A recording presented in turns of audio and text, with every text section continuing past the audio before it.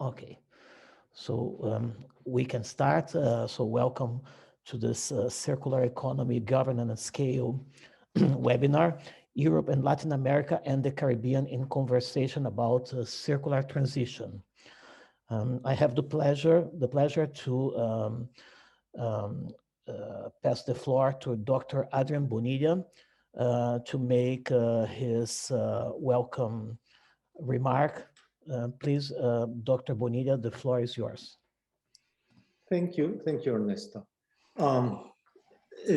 Dear friends, welcome to this seminar, Circular Economy, Governance and Scale, Europe and Latin America and the Caribbean in Conversation about Circular Transition.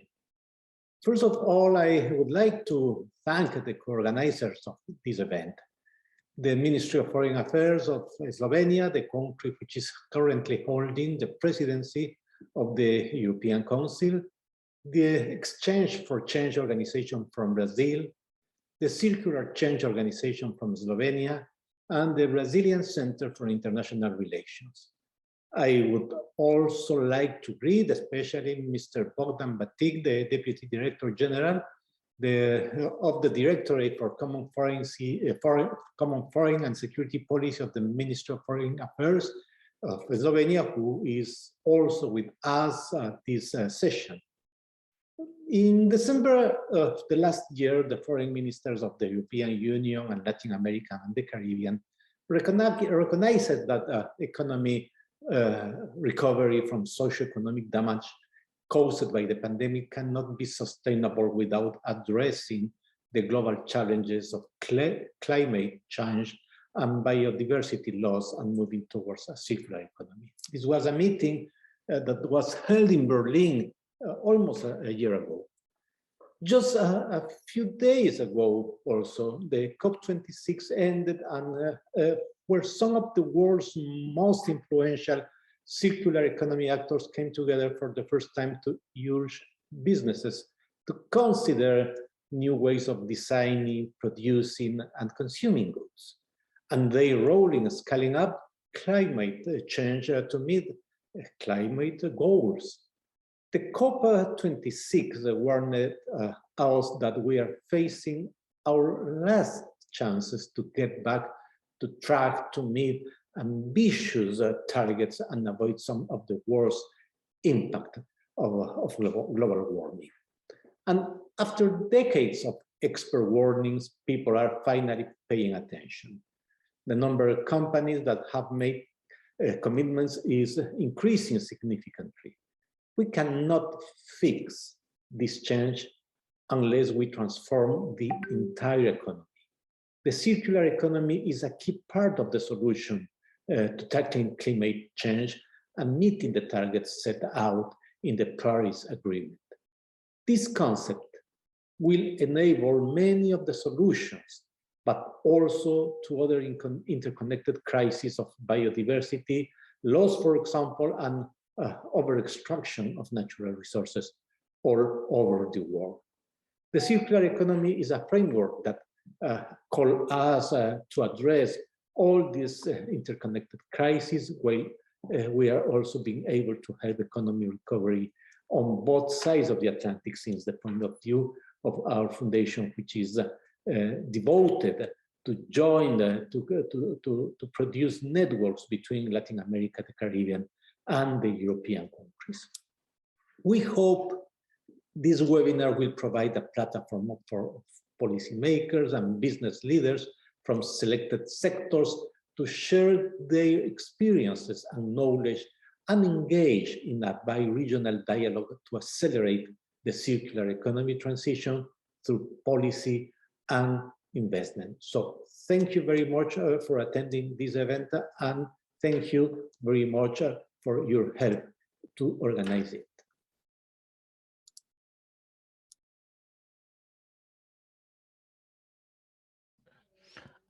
Please, Dr. Bogdan Batik, the floor is yours. Executive Director Dr. Bonilla, esteemed panelists, cordiales saludos a amigas y amigos de América Latina. Buenos buenos días, y de Europa, buenas tardes, ladies and gentlemen. It is a pleasure to welcome you as the current presidency of the Council of the European Union to this European Union, Latin America and Caribbean webinar on circular economy entitled Circular Economy, Governance and Scale, Conversation between Europe and Latin America about circular transition.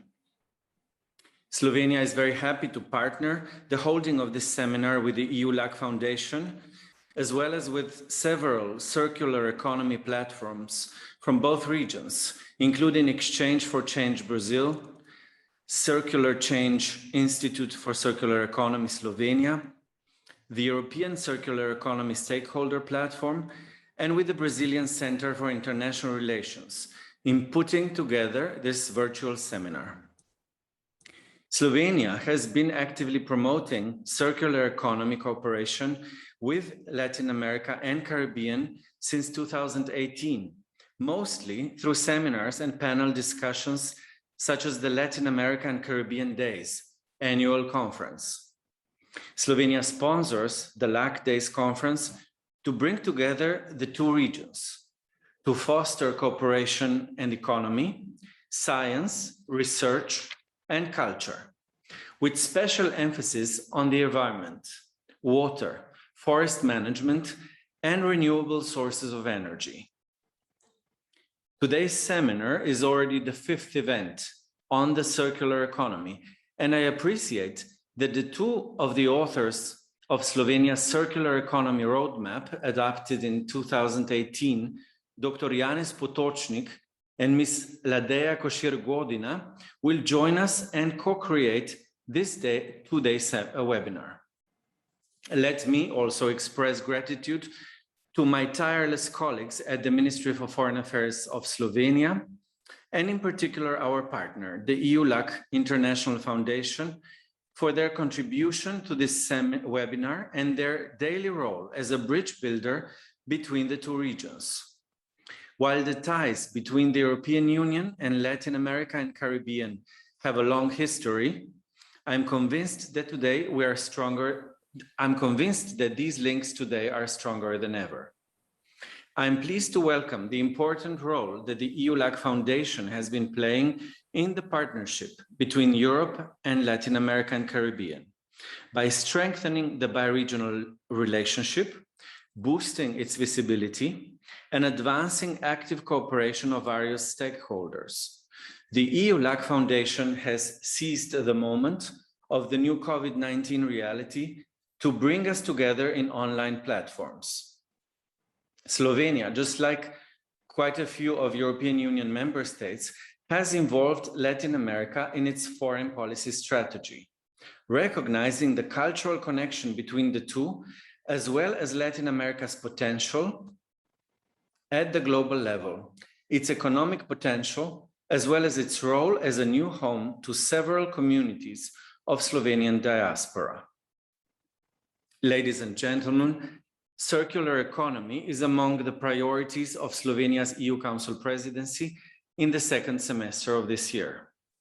The European Union has adopted an ambitious action plan on circular economy as part of the Green Deal and Green Recovery implementation. We recognize that we cannot undertake such profound systemic and cultural change alone.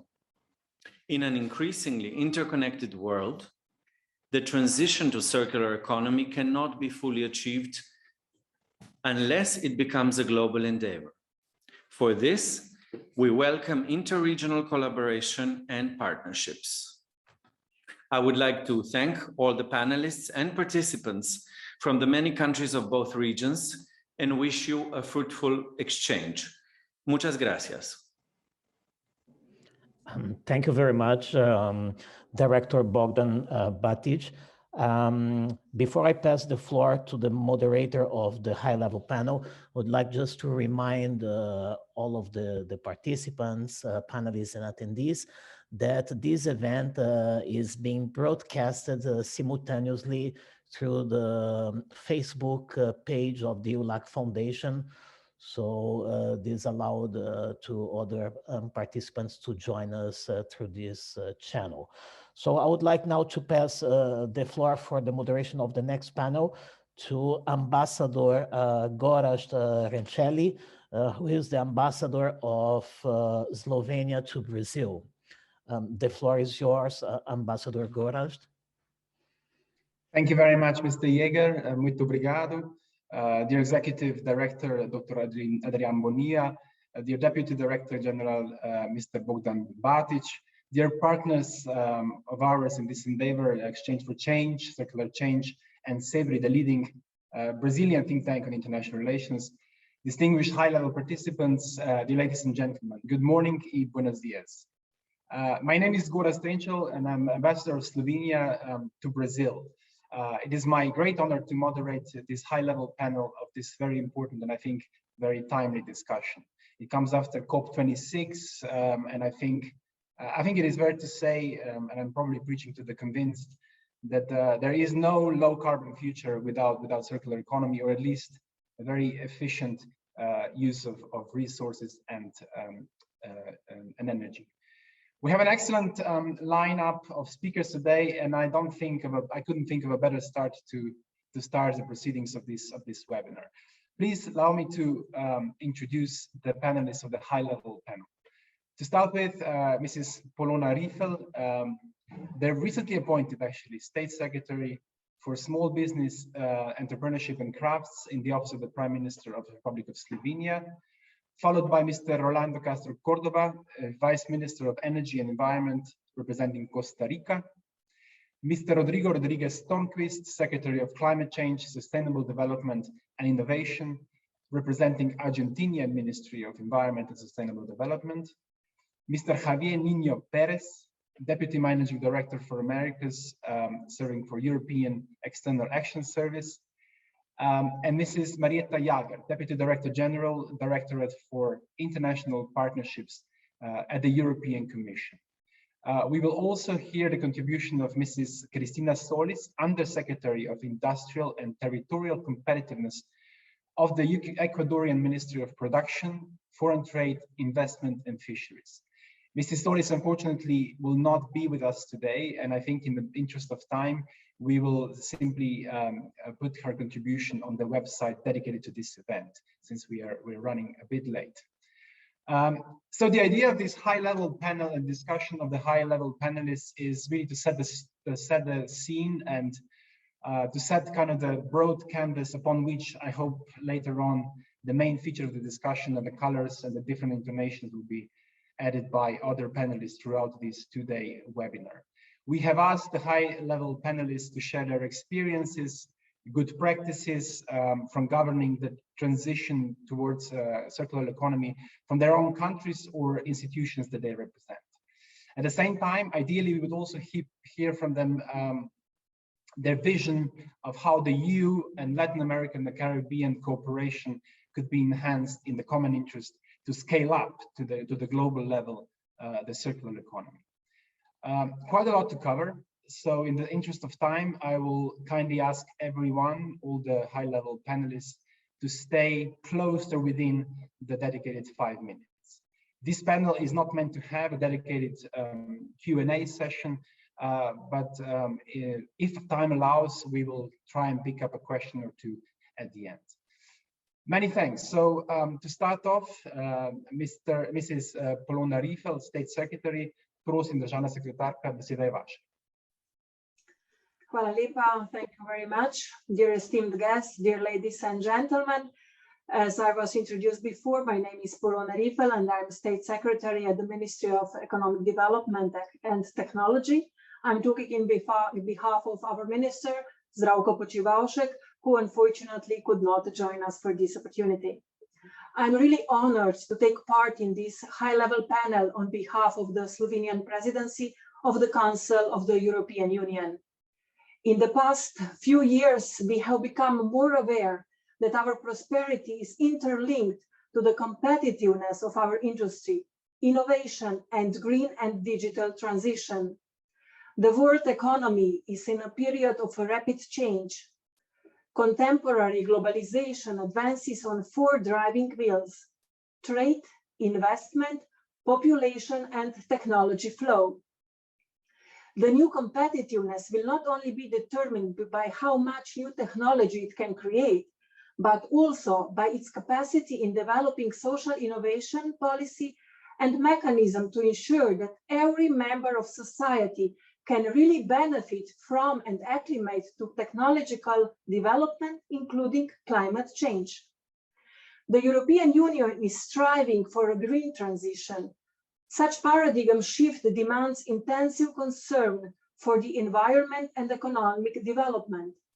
We are moving away from the dichotomies of trade and protectionism, increased productivity, and zero-sum game mindset.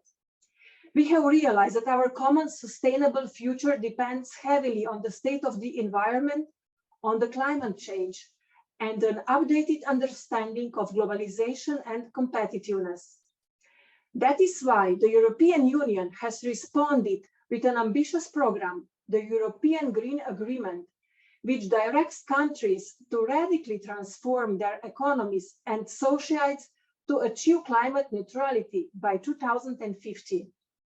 This is the European Union new long-term growth strategy that emphasizes a modern, competitive, and resource-efficient economy. Growth and competitiveness are still at the forefront, but with an important emphasis. Economic growth must be separated from resource use and switch to a concept of circular economy. In line with the increase of the ambition of climate efforts, the European Commission presented a Fit for 55 legislative package. This package will pursue a new EU target of reducing net emissions by at least 55% by 2030 compared to 1990. The package strongly marks the Slovenian presidency of the Council of the European Union, as is one of the most important topics where we are trying to make progress and in further development. A circular economy is one of the proposed solutions on the path to climate neutrality, and it is as such ranked among priorities of our presidency. A circular economy could provide answers to challenges of increased raw materials, demands and shortages, source reduction, and could save our company money while reducing total annual greenhouse gas emissions. Moving towards a more circular economy could also increase competitiveness, stimulate innovation, boost economic growth, and create jobs. Currently, only 12% of resources in the European Union are reused, which means that there is still a lot of room for optimization. The Slovenian presidency would like to contribute to the vision of building a stronger and more resilient Europe by emphasizing the importance of the proposed tool of circularity. However, changes at the European Union level are definitely not enough. A collaborative global vision is needed. The European Union has recognized Latin America and the Caribbean region as our natural partners in the process of transformative circular change. Only together, step by step, we could change the world and contribute to a brighter future. Thank you very much. Thank you very much, dear State Secretary, for this very interesting contribution, focusing mainly on the new competitiveness and the role of sustainable development, the EU Green Deal. And I will now pass the words to Mr. Rolando Castro Cordoba, Vice Minister of Energy and Environment from Costa Rica, a country which I cannot but say what an important regional leadership the Costa Rican government is playing. And we have benefited from this role as Slovenia as well during the recent joint effort to introduce the resolution on the healthy environment, the right to healthy environment, which is a very successful initiative. And I want to thank you, Mr. Cordoba, for that. But please, the floor is yours. Thank you. Good morning, everyone. Bom dia para todos os colegas de Brasil. I want to first thank the distinguished government of Slovenia for organizing this important event. And I think this is a very key topic now in the post-COVID recovery. The countries in Latin America and the Caribbean are mega diverse countries. We host 60% of the world's biodiversity, and 25% of the forest in the world is located in Latin America and the Caribbean. This is why we think our countries are rich countries in terms of natural resources, but we have been providers to the international markets of raw materials. And I think circular economy in this regard, it's an opportunity for our countries, for our economies to add value and provide not only raw materials, but also added value products, circular economy products that can go to markets where there are more consumers that are willing to recognize the circularity of such products and can be demanding products that are more sustainable. And this is why we think the European Union is such market that can also accelerate this transition in our countries, because when the markets are demanding such products, also the producers on the other side will be providing them. So we as a government think that the recovery, the post-COVID recovery must be a green one. When we are trying to recover, sometimes people want to take shortcuts, and this is important to continue on our path to the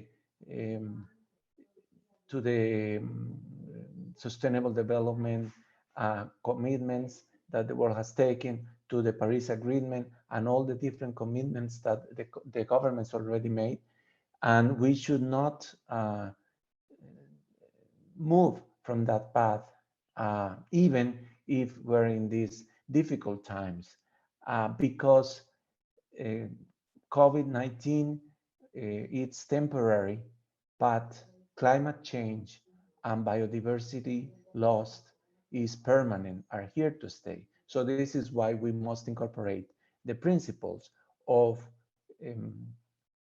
circular economy in our economies to build green economies, to create quality jobs in our economies, because we're in transition, but we must keep in that path. As a country in Costa Rica, we are working in our circular economy strategy at the moment, but we have already some important policies that we have taken in order to work in this new transition that the country needs. In 2019, we launched the National Decarbonization Plan in order to be a decarbonized economy by 2050. We are using our competitive advantages, such as having a electricity grid of 100% renewable energy. But we are importing all of our fossil fuels, so this is why we need to impact those economic activities that already produce an important carbon footprint, such as transportation, industry, and agriculture. And we think we can use our sustainable electricity grid in order to electrify the transportation and also electrify the industry. And so we think the decarbonization plan, it's a good umbrella under which other important strategies can also contribute to that, being circular economy one of them. We also have a sustainable production and consumption policy that is also contributing to the circular economy already.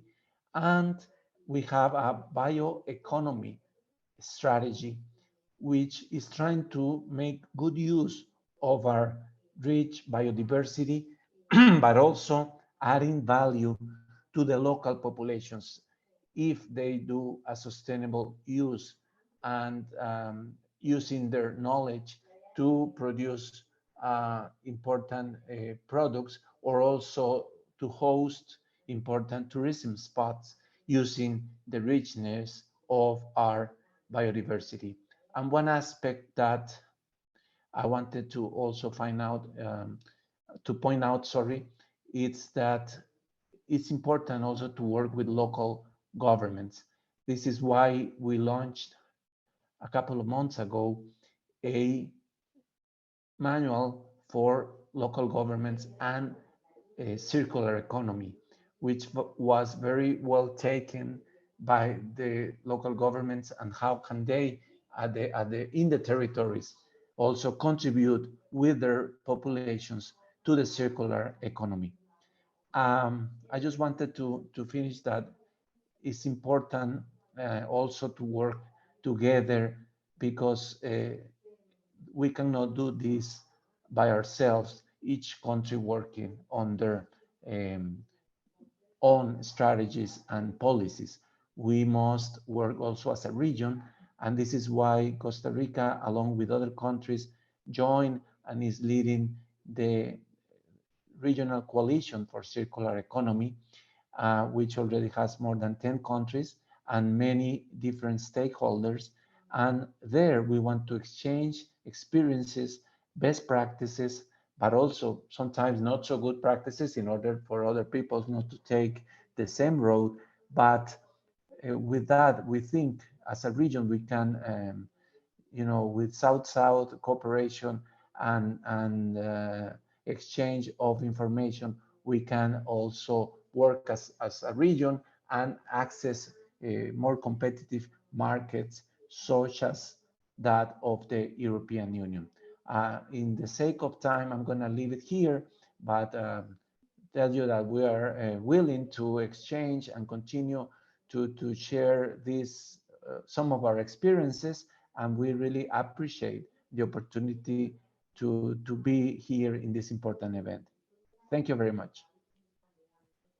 Muchas gracias, Vice Minister. Thank you very much for your contribution, and especially on some pertinent emphasis, such as that of trying to avoid, the temptation of shortcuts in the time of recovery. I think it's important, because the way we react to the crisis, the way we will rebuild, will leave the things to follow them for the next period. And also the importance of working with the local government. I think both emphases speak to the issue of inclusive development and circular economy, which is something that I, from my experience in engaging with Argentinian landscape of circular economy, is a very important emphasis as well. So it's a perfect segue to give the floor to Mr. Rodriguez Tornquist, Secretary of Climate Change, Sustainable Development and Innovation from Argentina. Please, the floor is yours. Thank you. Thank you so much. It is a pleasure to participate and share with you some ideas or some thoughts regarding this important issue. First, I would like to thank the Slovenian Ministry of Foreign Affairs, the EU-LAC Foundation, Exchange for Brasil, Circular Change, the European Circular Economy Stakeholder Platform, and the Brazilian Center for International Relations, very good colleagues and friends.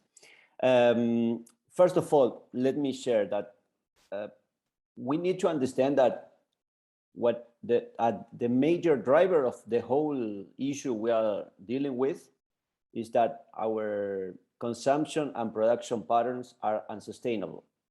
We should take note of that. And that will invite us to think if going back to normality is going back to 2019.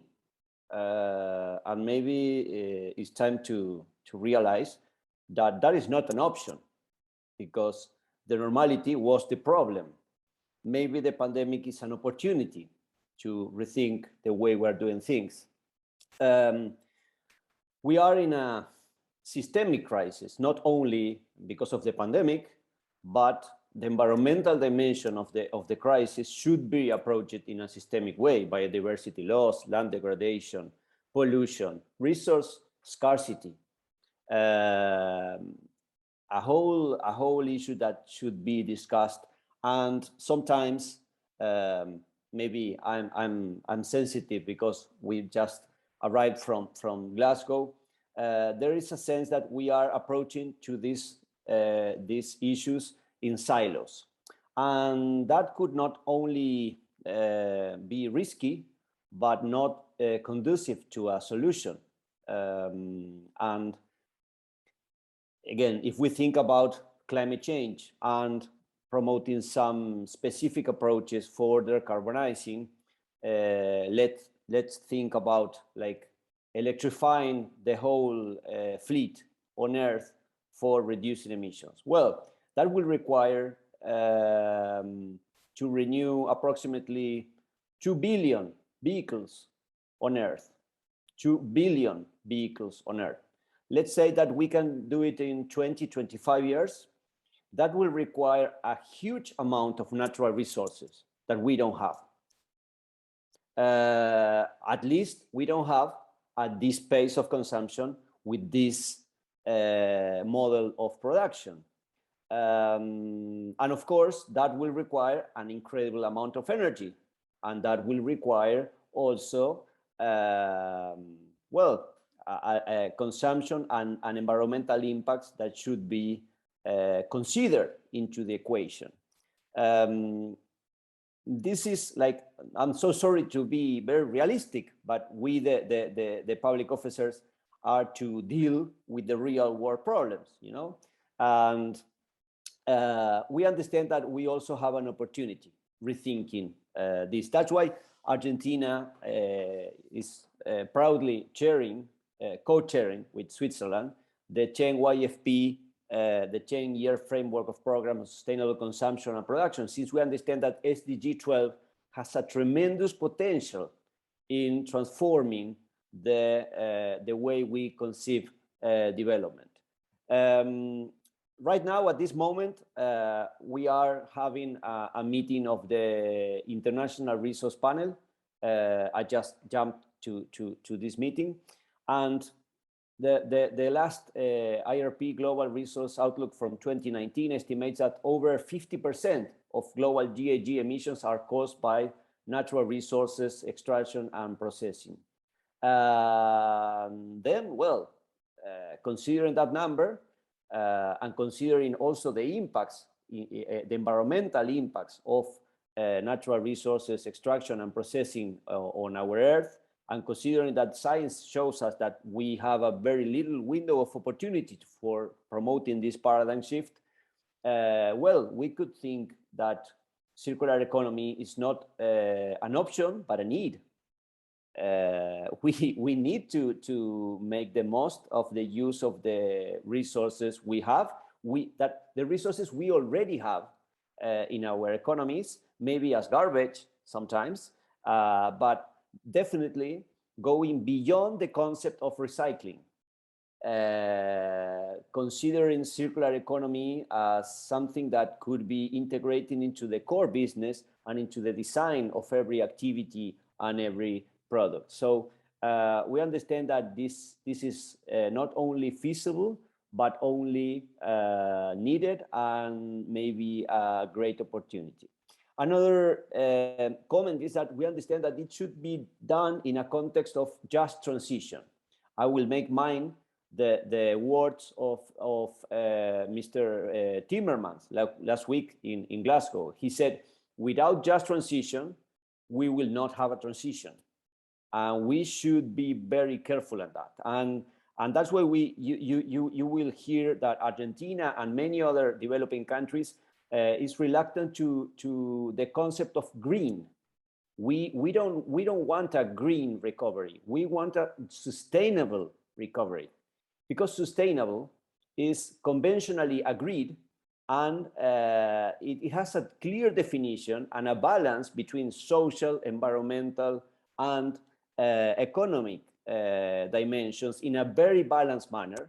And a just transition is definitely the channel, the way, the approach, the right approach to make it happen. Otherwise, the environmental agenda could be perceived by the labor unions and the productive sector as an additional constraint, an additional barrier for economic recovery, for social justice, and that will jeopardize the whole process. And with this, I mean the non-trade barriers that are promoted by some countries unilaterally are not helpful to the process, because those initiatives had very bad impacts in our countries, because they are perceived as measures to socialize the cost of environmental action. And definitely we understand that this new very problematic situation, this very complex scenario that we are facing as humankind, requires a new solidarity, requires us to work together and to understand that we should all move in the same pace. We should all move in the same direction. And this also challenges the traditional way we consider politics, because in politics, you win, the other lose. And on this agenda of environmental degradation and rethinking our development model, we understand that we all need to work together, and we will all need to get the job done at the same time. Otherwise, we will not be able to reduce the energy consumption, the emissions, and that. Even for the adaptation agenda, we are living in an interconnected world, in a globalized world, and if we have an impact in a port over there in the other side of the world, we will have problems in the production and the consumption in the other side of the world.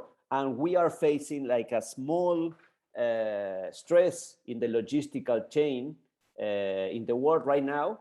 And considering what comes next, what the science shows us that will come next, this is just a free sample. And maybe it's time to go in depth with this kind of dialogues and identify common opportunities for working together in order to have to ensure a better future for all, and in a transition manner. So sorry if I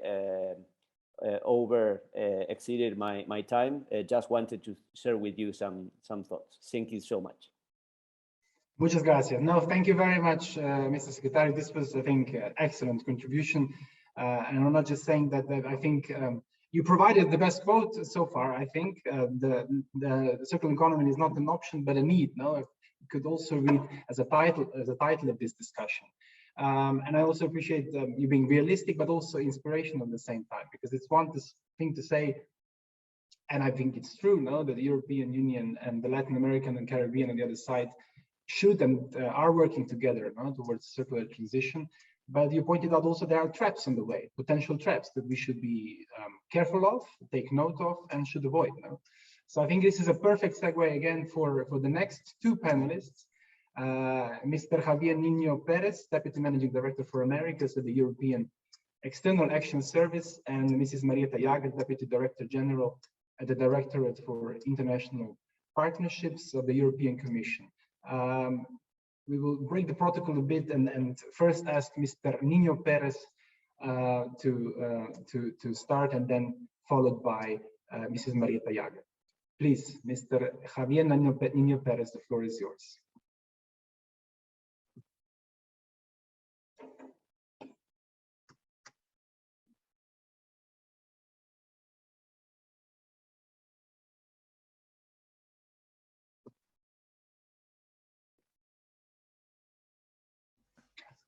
You Sorry, are, but your microphone is off. yeah. Apologies, Ambassador. I'll start again. Bon dia, buenas tardes, and good afternoon to everybody. Truly a pleasure to be here with you, bringing together again on such an important subject that brings together once again the European Union and the Latin American and Caribbean countries.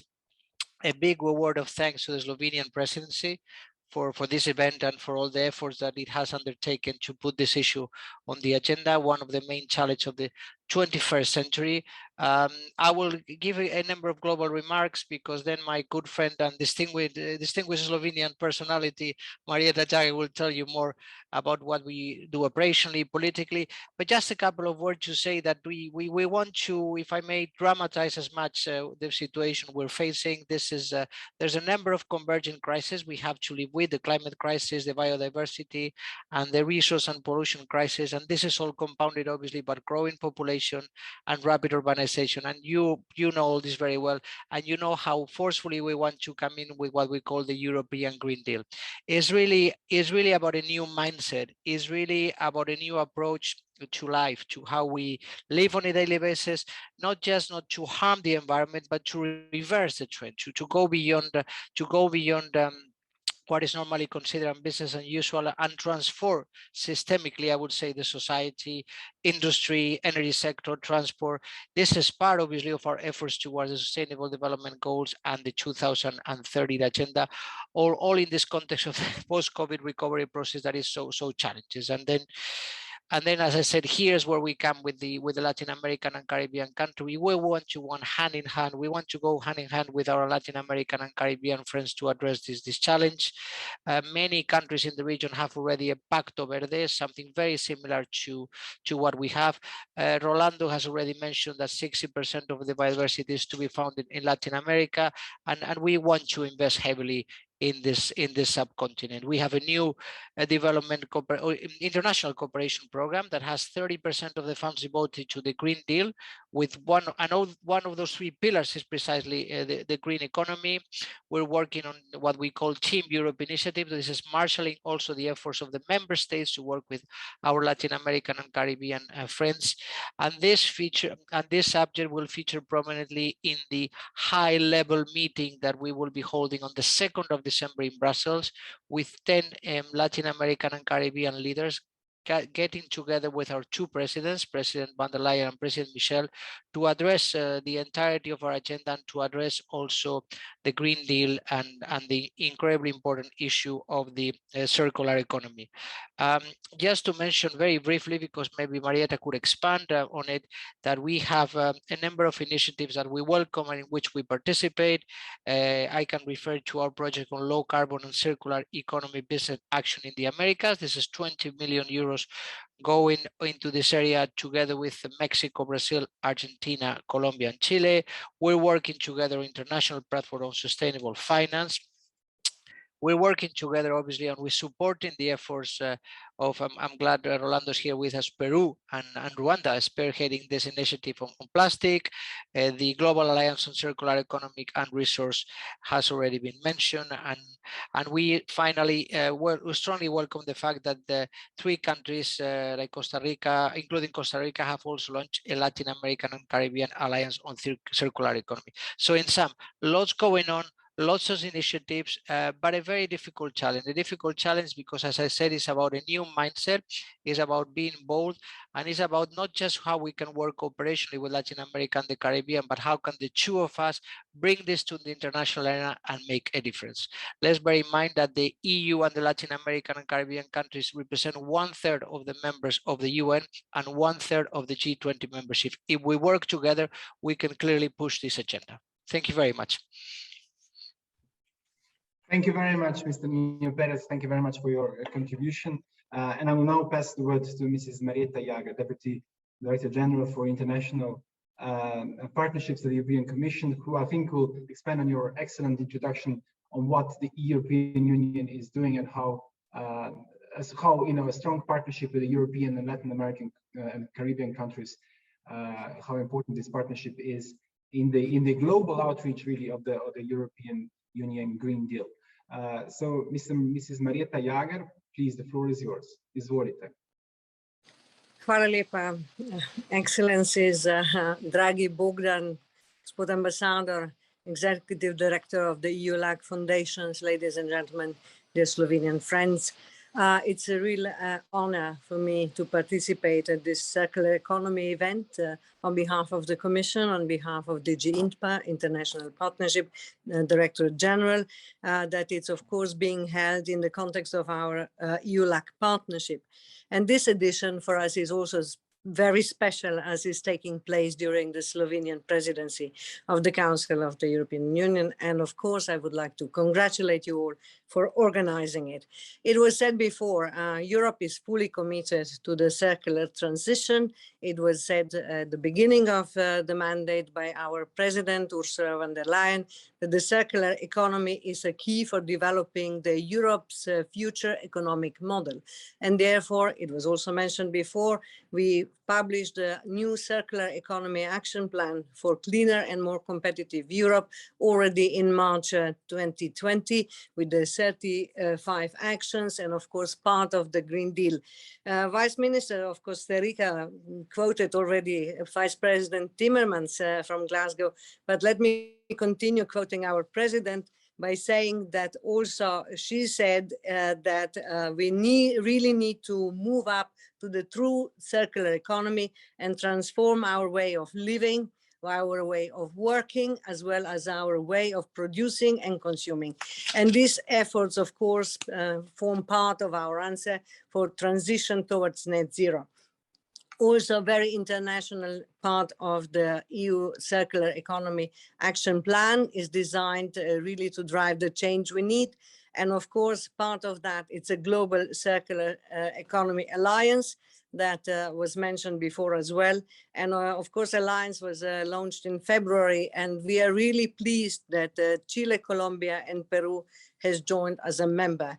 And we really encourage other countries in the region to join and to contribute to Alliance work, as it was said by Javier before. For us, really, the Alliance is a political endeavor to work together and also advocate at the political level for the global just transition to a resource-efficient and circular economy. And also, it was said before, it's very difficult to speak the last because it's many things been said before.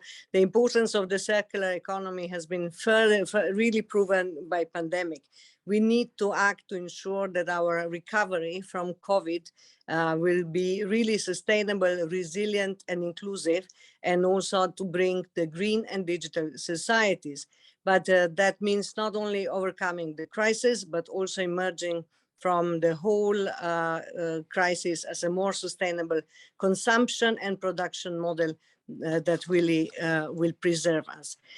Here, I need to mention that it's not only 30% for the climate change, as said before, but our president added 4 billion more during the State of the Union speech, and therefore the EU contribution to the climate change and Green Deal will be around 35%, we calculated in our programming. And of course, the Latin America and Caribbean is absolutely important EU partner region in this context. And we see the great potential for exchanging best practices, but also to enhance our partnership. And that's why we are really encouraged by the Circular Economy Coalition for Latin America and Caribbean, and very, very much welcome that. And also, as I said before, during the programming, we have identified that under the new regional indicative program for LAC, the circular economy is really emerging as one of the key sectors for our external action. And this is my main message. And we already have a very good example, such as Invest Verde, switch to green facility, a partnership for action on the green economy, etc. So what we need to do now, Excellency, is to scale up. But basically that requires the establishment of the governance framework, really investment, climate, trade policies and standards harmonization, and also innovative finance mechanism, like we have an opportunity with the EFSD Plus, and this will all make circular economy flourish. And I can say on behalf of the Commission that we are really ready to mobilize the green diplomacy and its external action resources to support all the efforts. And now where the EU has a frontline experience, we are absolutely here to share with our Latin American and Caribbean partners. And for example, sustainable product initiative, or for example, eco-design norms. And when it comes to regard to the governance, of course, we need to bring all stakeholders to the table, from the environment to industry and planning, and also the cities. We will have a huge program, cities to city and smart cities. And also my last message is the private sector, because we need to bring in the private sector. So let me conclude, dear friends, ladies and gentlemen. We attach great importance to working in international partnerships like the one we have with Latin America and Caribbean region. And what is the most important, that we continue to work together, because another example of our excellent cooperation is imminent launch of the LAC branch of the Digital for Development hub that is going to happen. And this will allow us to work with the LAC region for the advanced partnership, private sector collaboration, competitiveness and innovation in digital area, and also that's how we are going to support the circular economy. So we need to build back better, as we said, greener and more inclusive economy and world. And today we have another opportunity to show how we can really work better together. I'm also going to use this opportunity to congratulate Slovenian presidency for the water conclusions that we adopted last Friday. And I believe that this is just another sign how the presidency is making a big difference when it comes to the Green Deal.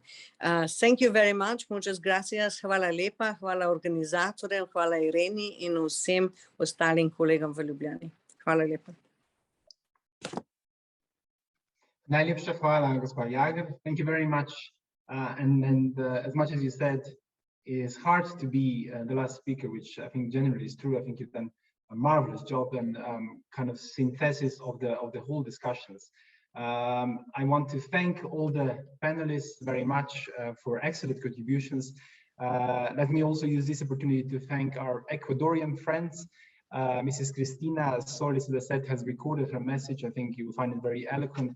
It will be posted on the EU-LAC Foundation site dedicated to this event. But I think in the interest of time, we will not show it right now. Just to sum up, maybe a couple of things that I took away from this discussion is, first, we speak similar, if not the same language. No? I think the European Union on one side and the Latin American and Caribbean countries find each other very important partners in the transition to low carbon, and in particular in the circular economy. I think it's also understood nobody has found the silver bullet yet when it comes to circular economy, so it just makes sense to work together, to compare notes, to share best practices and experience. And I think there's so much to be learned from each other. I also take away that the circular economy, if it is to be successful and the circular transition needs to be just in the sense of the social inclusion. I think this was very much echoed on the contributions from both sides. And I think it's something that we should all take away. Another thing that I think Mrs. Marita Jager concluded with also is that it takes a lot of stakeholders to make this happen. And this is exactly what this webinar is dedicated to. A number of actors, not only when it comes to policy, and this also obviously, it also defines the agenda of the bi-regional cooperation and circular economy, not only compare notes on the policy, but also in terms of private sector involvement, the transition brokers, the business opportunities that will guide hopefully this circular transition, as well as cooperation in R&D and other things of huge importance. Again, thank you very much, you will have to be stuck with me for a little longer, because it is my great pleasure and a huge honor to introduce the keynote speaker of this webinar, Dr. Janez Potočnik, co-chair of the International Resource Panel. In fact, if I may, before I introduce Dr. Potočnik, allow me to underline just how blessed we are as organizers to have both co-chairs of the International Resource Panel being part of this discussion. And I will take this opportunity also to invite you all for tomorrow closing remarks. So we put Dr. Janez Potočnik at the beginning and Dr. Isabela Teixeira, the former Brazilian Minister of Environment and co-chair of the International Resource Panel, to make the concluding remarks of this very important webinar. But first thing is first, Dr. Janez Potočnik, dobrodošli. He's currently, beside co-chairing the International Resource Panel, also a partner at Systemic, the president of Think Forest, and advisor to European forest initiatives. I'm sure I missed some of the titles and important functions that Dr. Janez Potočnik is holding. But just a brief introduction. So Mr. Potočnik has started his European and indeed what is now a global career in Slovenia, where he led for a significant amount of time the European affairs policy during very important and crucial time of Slovenian accession to the European Union. He was the head of the negotiating team, negotiating the accession of Slovenia to the European Union, and later on appointed in January 2002 as the Minister for European Affairs by the Slovenian government.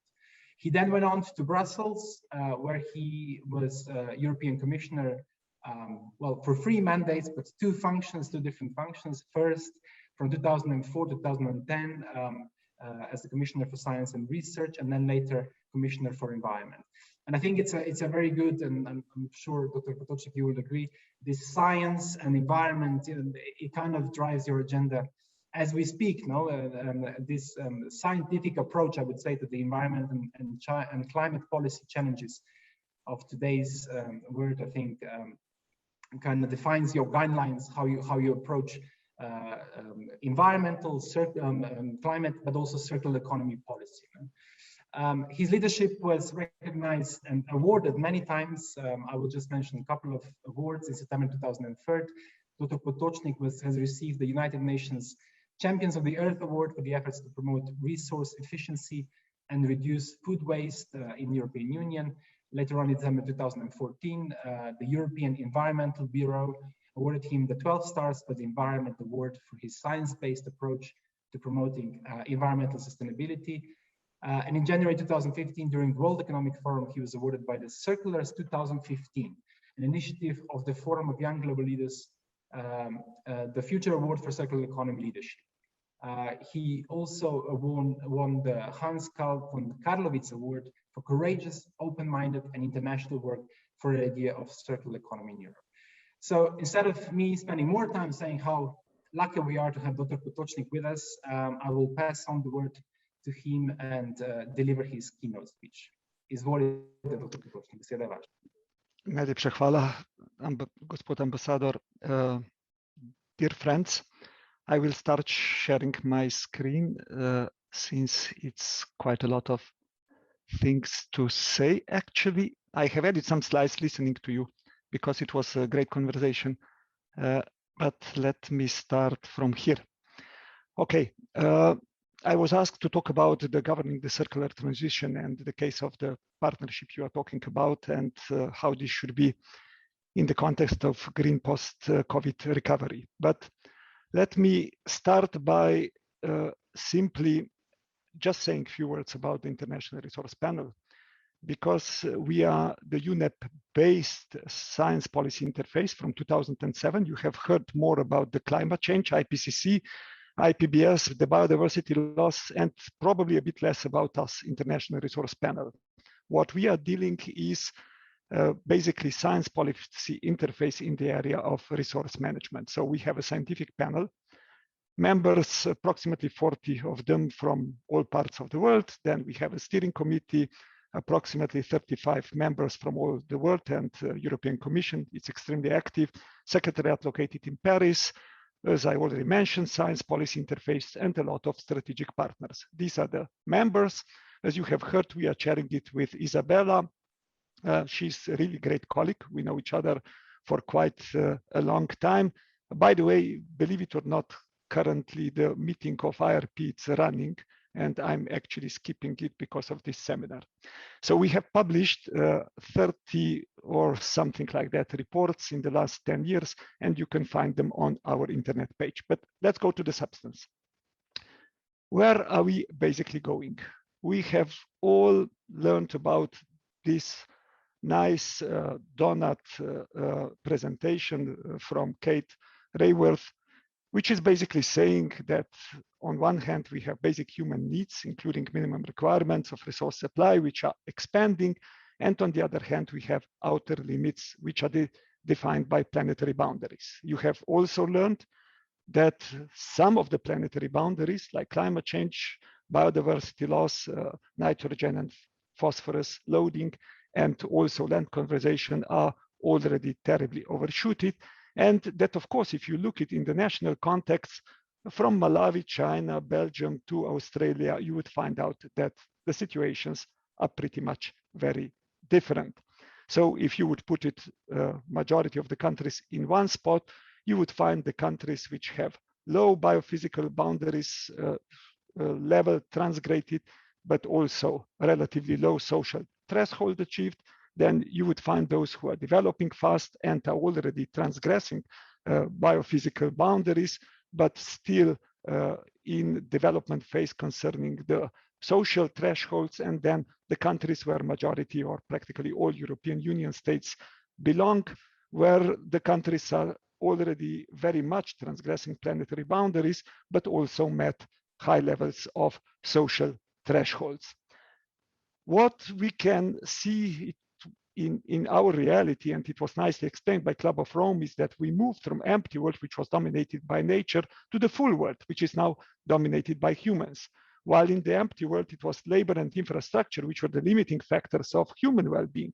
Now, it is actually natural resources and environmental sinks, which are the limiting factors of human well-being. So when you talk future economic development, you can't talk about that without taking into account the natural resources and environmental sinks. This is a nice presentation. It was done some years ago by UN, where it's actually in so-called inclusive wealth index showing three components. The first one, it's a production capital. This is the dotted gray line. This is production capital per capita, which almost doubled in the last 20 years. It is practically almost a synonym for GDP, because the non-dotted gray line is GDP per capita. Then the second component is human capital, which was in the years to which the analysis is actually attached, practically stands still. It increased for 8% per capita. And then we have the natural capital, which has actually decreased in that period for almost 40%. So the conclusion that the growth of GDP in the past decades has been achieved at the cost of depleting natural capital and indebting future generations, it's actually not so difficult. So if we look at through the market economy, and Rodrigo very well pointed already in this direction, where us consumers and behaviors behave rationally, of course, the core thing on which it is based our at least short-term optimization, it's the signals which we are getting on the markets, majority of them through the price system. But if we look and compare the previous slide with the rational behavior here, what actually it's leading us? Production capital, it's overvalued and over-rewarded. Human capital, it's undervalued and under-rewarded. And natural capital, in many cases, it's not valued at all. So if we think that through that signals, we will get on the markets a kind of a balanced economic, social, and environmental situation, of course, we are terribly mistaken. Which leads me now to the resource management. Why resource management is so important, and why should be in the center of our focus? When we talk about climate change, biodiversity loss, we more or less talk about results, state and impact of some activities. Where we go to drivers and pressures, we go immediately to human activity, to the economics. And actually natural resources are a kind of bridge between both, because the way how you manage natural resources to a large extent determines your competitiveness. But on the other hand, the not rational and not efficient use of those resources is the main reason that we are facing: climate change, biodiversity loss, pollution. So when we talk in IRP about natural resources, what do we actually talk about? Biomass, metals, fossil fuels, non-metallic minerals. We call all them materials. So everything what is extracted from earth, it's for us materials. And then we add to that water and land, which are of course also important natural resources. Let us look now to the developments in the last 50 years.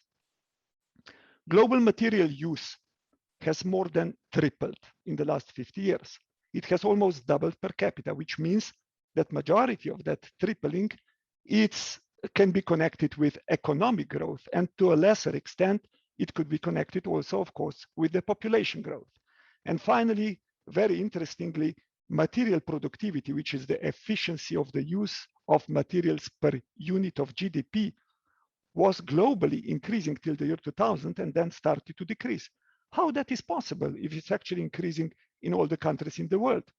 Because we have faced a situation in which a lot of the things which we are wearing, buying, using were before produced in more resource efficient countries like Europe, like Japan, and now production has shifted to the countries where this material productivity is on a lower level. So on a global level, we actually use more materials per unit of GDP than before the year 2000. We have also looked to the impacts and environmental impacts in the value chain in extraction and processing phase. And we came to the conclusion that 90% of global land-related biodiversity loss and water stress can be devoted to that, majority to the biomass. That 50% of global climate change impacts can be devoted to that, and even 1/3 of the air pollution. This does not actually include yet the consumption. But if I translate you to more understanding example, if you buy a car, park it for the whole life, don't use it at all, you have already created 1/3 of air pollution because the resources needs to be extracted and because the car needs to be produced. So if current trends would continue according to IRP, global material consumption is predicted to double by 2060 in next 40 years. That's why we do firmly believe that decoupling is essential. Decoupling of growth of our well-being and economic development from resource use and both from environmental impacts. When we talk about decoupling in the context of sustainable development goals, mainly they are designed by number 8 and number 12 SDGs. But we can talk here about dual decoupling. On one hand, increasing well-being per unit of resource use, which is connected to essential development needs and provisioning systems. And on the other hand, in decreasing environmental pressures per unit of resource use, which is of course connected to natural and social capital indicators, in this case, sustainable development goals. This leads me finally to the circular economy. So what is circular economy? Circular economy should be seen as an instrument to deliver this decoupling, but also as part of the bigger picture of economic, societal, cultural transformation needed to deliver the SDGs. But when it comes to circular economy, some things are essential things are already known to all of you. That's why I would like to share with you only some things on which we maybe do not think immediately. When it comes to that, I think it's essential that we understand that we do not need to maximize products, but actually human needs. So it's not about owing, it's about using. We don't need cars, we need mobility. We don't need light bulbs, we need light. We don't need chairs, we need to sit. We don't need refrigerators. We need chilled, healthy food. We don't need CDs, we need to listen to the music. We don't need pesticides, we want healthy plants. So dematerialization, rethinking ownership, moving from efficiency concepts also to sufficiency concepts. This is essential. So let me give you just one example that you will understand what does that mean from the point of view of market incentive. If you are selling light bulbs, then the light bulbs sold to the consumer are the basis of the producer's profit.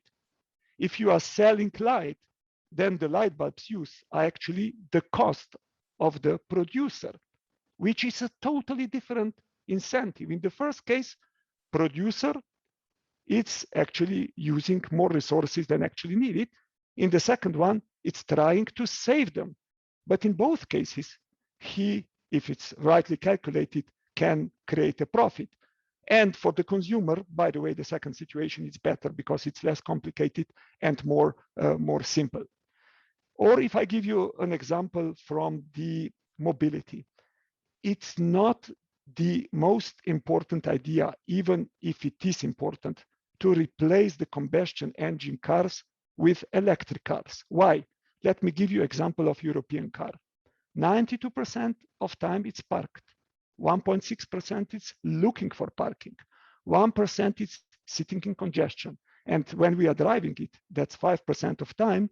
In the car, it's average 1.5% in a 5-seater, which means that the utility of the privately used car, of the privately owned car in Europe, it's approximately 2%. So imagine how much of natural resources is actually not built in that kind of mobility system in an efficient way. Something which is really promising is everything as a service models, which should build on 4 critical directions. First, sustainable value proposition design. Second, business model and financial design, which includes also business model design and revenue model and financial risk capital design. Third, product and operating model design, build phase, use phase, and loop phase design. And finally, ecosystem design, internal ecosystem, external ecosystem. Some companies are very intensively working on that. But I think it's really important that we understand that many of the things which we are actually working on can be really delivered through the service models. So if I summarize, from the consumer point of view, the preferences from us consumers to own the products like houses, cars, refrigerators, clothes are driving consumption in a massive lock-in and also underutilization of resources. And the solution which I see, it's on one hand in the opportunity provided by the younger generation, which is definitely less ownership bias than my generation. And in the first place, provide alternative options, provide alternatives which would be feasible and also acceptable. But if you look at it from the producer side, where the major problem actually lies, currently, producer is responsible for the product until it's produced, consumer until it's consumed, and society when it's becoming the waste. But imagine that we would better connect again producer with the product, that the chair on which you are sitting would end up after end of use on the producer's courtyard again. It would mean that the design, the business models, rethinking the value which is built in those chairs would be totally differently approached than they are in today's situation. That would better align incentives also with the regulation. When it comes to the climate change, the importance of resource management, it's, as mentioned by many speakers, also critical. In Paris Agreement, also in Glasgow, mainly the attention was and still is on the energy story. So, but if you just look to this figure, you can see that only less of 6% is directly linked to the fugitive emissions from energy production. And majority of energy use is actually linked to energy use in buildings, in transport, in industry. So I think it's really important that we don't just look to through the cleaning optic of those sectors, but look also how we can reorganize and make the demand side more resource efficient to address also the questions of consumerism, if you want. So if we really want to have efficient climate policy, combining the current supply side solutions with demand side solutions, decoupling, circular economy, and nature-based solutions like ecosystem services, environmental things, it's the only and the right way to go. And if I try to approach through the through resource lenses also to the biodiversity story. We have just recently published an interesting piece in IRP, and there are 4 simple recommendations which we are giving.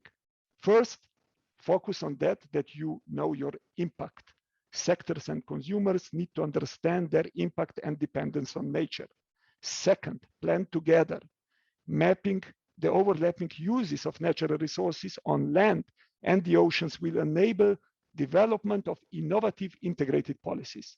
Third, grow with nature, incentivizing a circular economy funded on nature-based solution and critically value nature. Valuing natural capital will enable the economic systems to recognize nature's benefits and also allow investments. Finally, I would like to share just a few slides on the system change approach to the sustainability and to the transition. You have already heard about the importance of the Green Deal, which has definitely changed the perspective. Finally, we don't see environmental development in contradiction with economic future development. And we have recognized the importance, how this also from the point of view of preserving the natural capital. So it's definitely also part of the international agenda. And I think we can say also an important policy lighthouse for the rest of the international community. But when we have analyzed it in Systemic and the Club of Rome, I'm basically the member of both, we came to the conclusion that there are 2 things which are still needed. One is to approach to the questions if we want to implement European Green Deal in a more systemic way. And second, to better address the core drivers and pressures. That's why we have, I will very briefly share that with you, and I know that will be too quick. So we have identified what needs to be actually redefined from prosperity to natural resource use, progress, matrix, competitiveness, incentives, consumption, finance to governance and leadership. And we have also identified only 8 economic systems, which I will explain you on the next slide, and connect with that the core development opportunities, or if you want, investment opportunities. For each of the redefinitions, there are 3 of policy advices, so 30 in total, as much as also for each of the economic ecosystems, again, 30 in total, and then the explanation of economic subsystems and investment opportunities is following. Why we have really tried to simplify the whole story as much as it could be.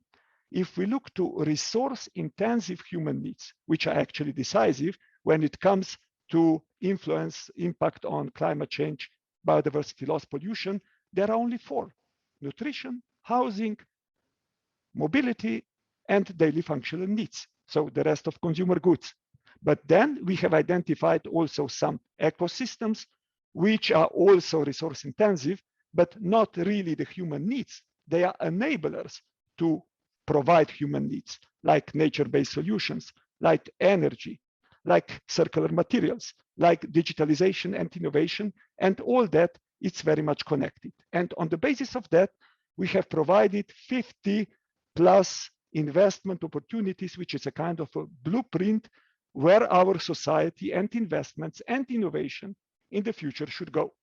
What would that mean in policy terms? Redefining consumption from owing to using, redefining production from mass sales to efficient functionalities, redefining core economic incentives such as taxation, subsidies, public procurement, integrating well-being as the objective across all policies, measuring sustainability with a life cycle perspective, harmonizing it across policy areas, activating existing financial potential to enable this transition, looking at innovation in categories of economic ecosystems that provide societal functions rather than in categories of production sectors. And probably we could add some more of them. This leads me to the question of importance of international cooperation in post-pandemic period. Dear friends, the thing we should never forget is we are the first generation which is living in socio-ecological system of planetary scope. So we are more interconnected and interdependent than ever. Just look to COVID, climate change, internet, trade, and I could continue. So our individual and collective responsibility has enormously increased. World after COVID, some are saying that it will be different, it will be pretty much the same. We will just hopefully understand it better. Very likely the frequency and severity of health-related outbreaks, climate-related extreme weather events, and so on will in future increase. This is a clear call for more cooperation. So we need to rethink the way we are managing those risks. As individuals, collectively, as private companies, public policymakers, locally, globally, we need to collaborate more to build these resilient societies to be better prepared. And the role of science, one thing after everything what we are facing is clear, policy making in future will need to be in the future more science-based. So we need more circularity even in the governance, sharing sovereignty instead of owing sovereignty. I think European Union is actually quite a good example of that, but we need more of that also on a global level. A very interesting partnership, it's actually the Global Alliance on Circular Economy and Resource Efficiency, GACERE, which also includes partnership with two international organizations, UNEP and UNIDO, and with major circular strategic partners like Ellen MacArthur Foundation, like PACE, the platform for accelerating on a global level the circular economy, and like World Circular Economy Forum. So all the initiatives of a global level. There are also 3 countries from your region, Chile, Peru, and Colombia, and all the countries of European Union included. This leads me to the question, is there a need for more than that, for an international cooperation agreement on sustainable resource management, for example, a kind of a convention for natural resource management? And could GACERE play an important role leading to global cooperation in natural resource use, materials management field? And what role could actually EU-LAC partnership play in that respect? Of course, these are not the questions for me to answer. I'm opening them and putting on your table because I consider them important. To conclude, transition to a more sustainable economy and society, it's simply unavoidable. Humans are supposed to be intelligent and it's high time to prove it. So we have to fix a broken compass. Goethe nicely said, knowing it's not enough, we must apply. Willing it's not enough, we must do. We are more or less in the phase of knowing and willing. Applying and doing it, it's still to a large extent ahead of us. When we look to the importance of business transformation in relation to material supply and use, few things are clear. The use of natural resources materials sits at the very heart of the challenges.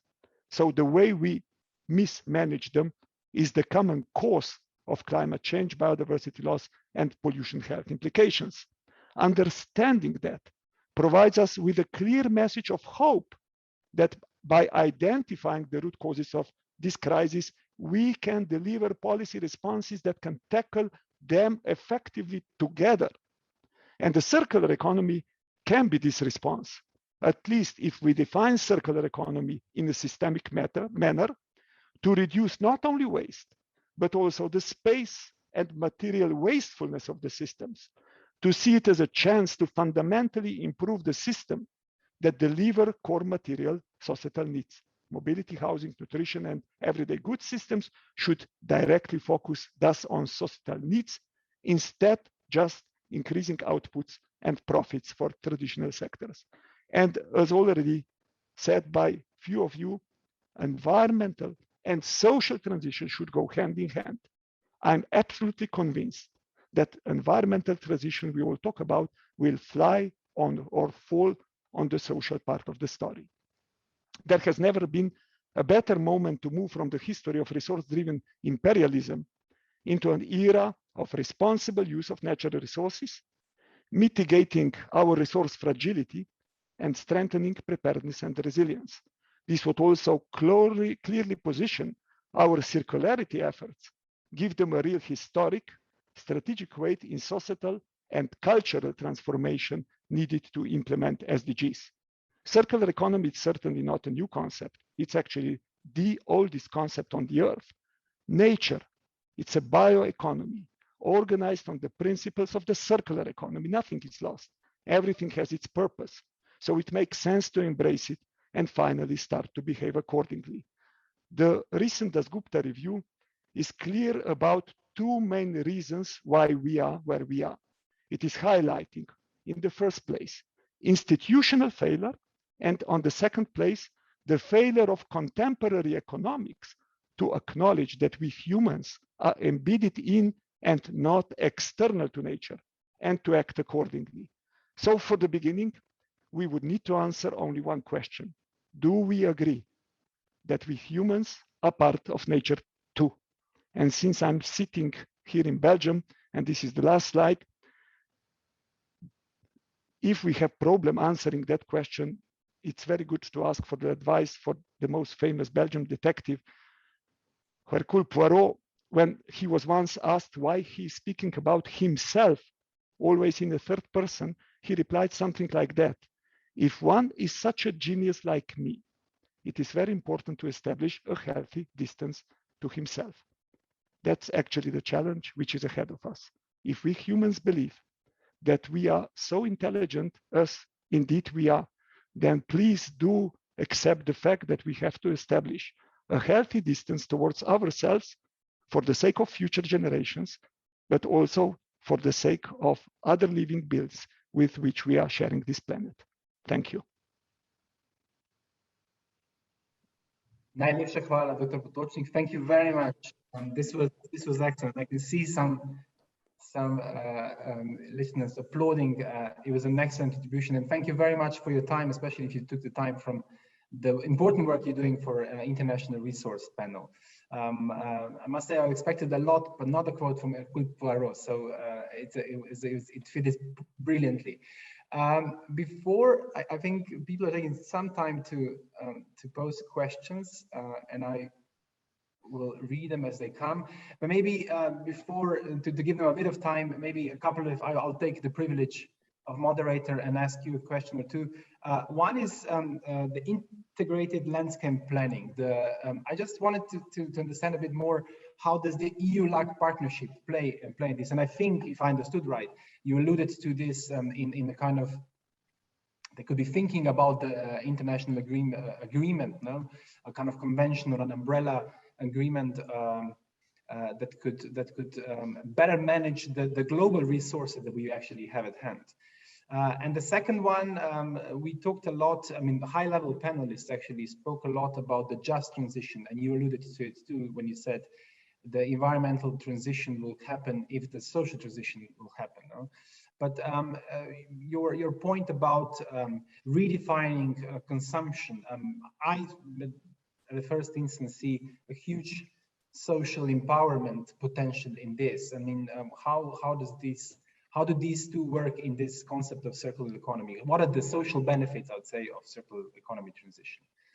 Thank you very much. And then I see now some questions. If you don't mind, I will read them, and then maybe you can note them. Sure. Is that okay? So Patrick Elf saying, thanks a lot for fascinating talk, Dr. Potočnik. Could you perhaps speak a little more about the role of rebound effects, Jevons paradox that is seemingly currently slowing down progress toward actual decoupling? What role have governments and businesses to make sure that consumers don't use their financial savings through the use of some more efficient products and services to reinvest them in more carbon-intensive activities? Yeah, sure.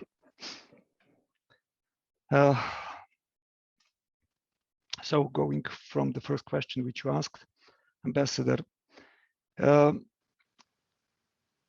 integrated landscape planning, it's maybe less connected to the question of the convention than some other topics, because integrated landscape planning should actually be very much taken into account in each and every constituency which is planning its own development for the future. One can pretty much easily say that the competition for land, it's practically the most severe competition of all. So on one hand, you have requirements, for example, from the agriculture and food. Then you have it from the transport sector and energy sector for the infrastructure. You have it, and you have it also from the urban sprawl.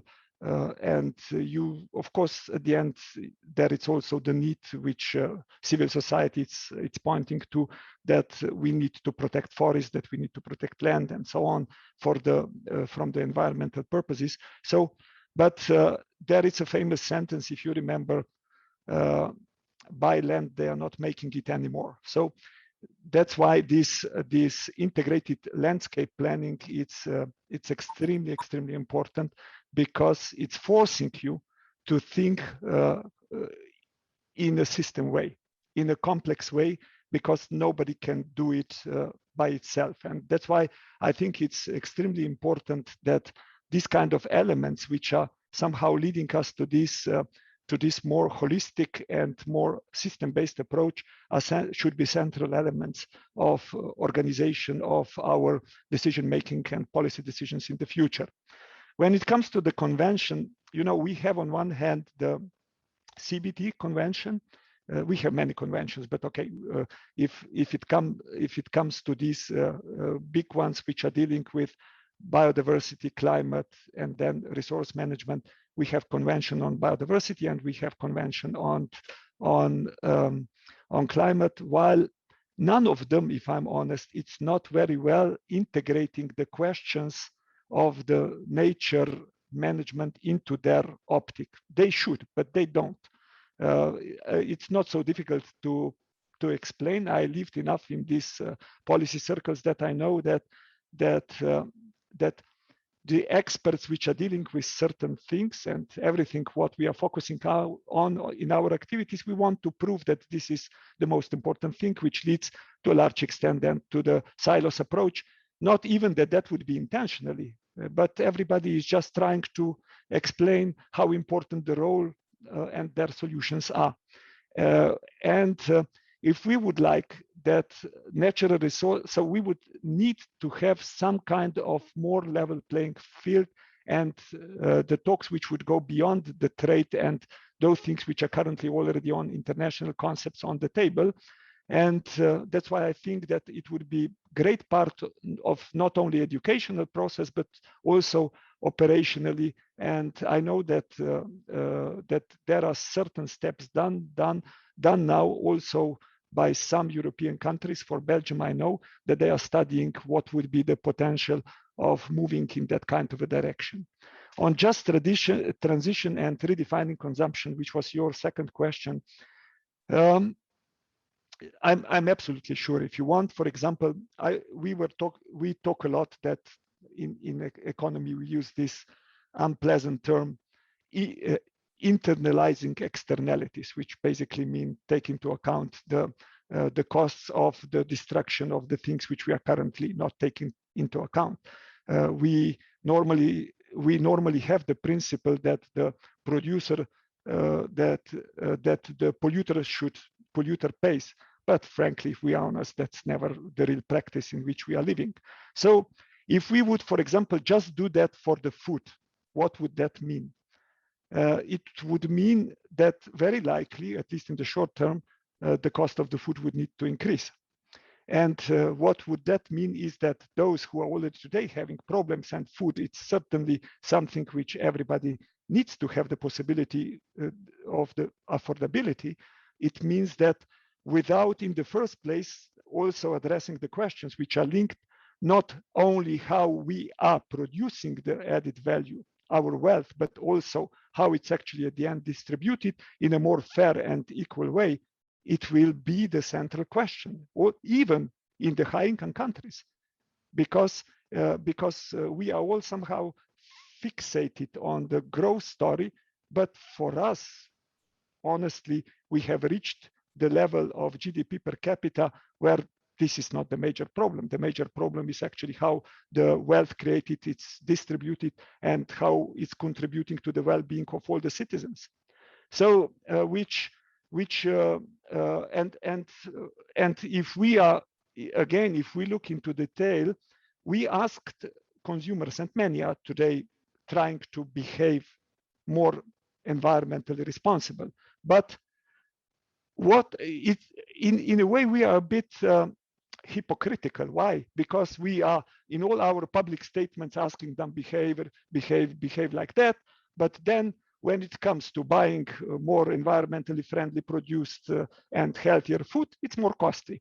When you want to buy or build more environmentally standards fit houses, it's again more costly. If you try to buy that kind of car, it's more costly. So I think it's that simply because it's not a kind of a clear standard that these are part of the costs. And actually the producer which is producing today the food in environmentally friendly way, it's in a way voluntarily taking these externalities into their prices. And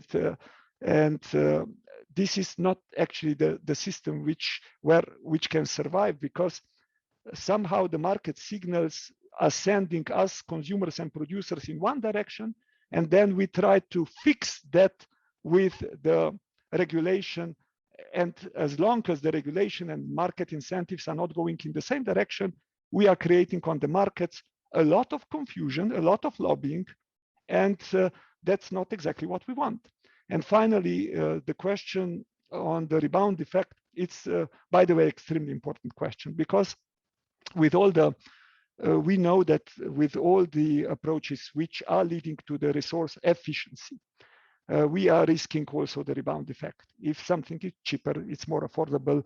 If something takes those things into consideration, it could easily lead to that kind of situation, which means that there is immediately where responsibility of the public actors occurs, because you need simply to regulate that this would not happen.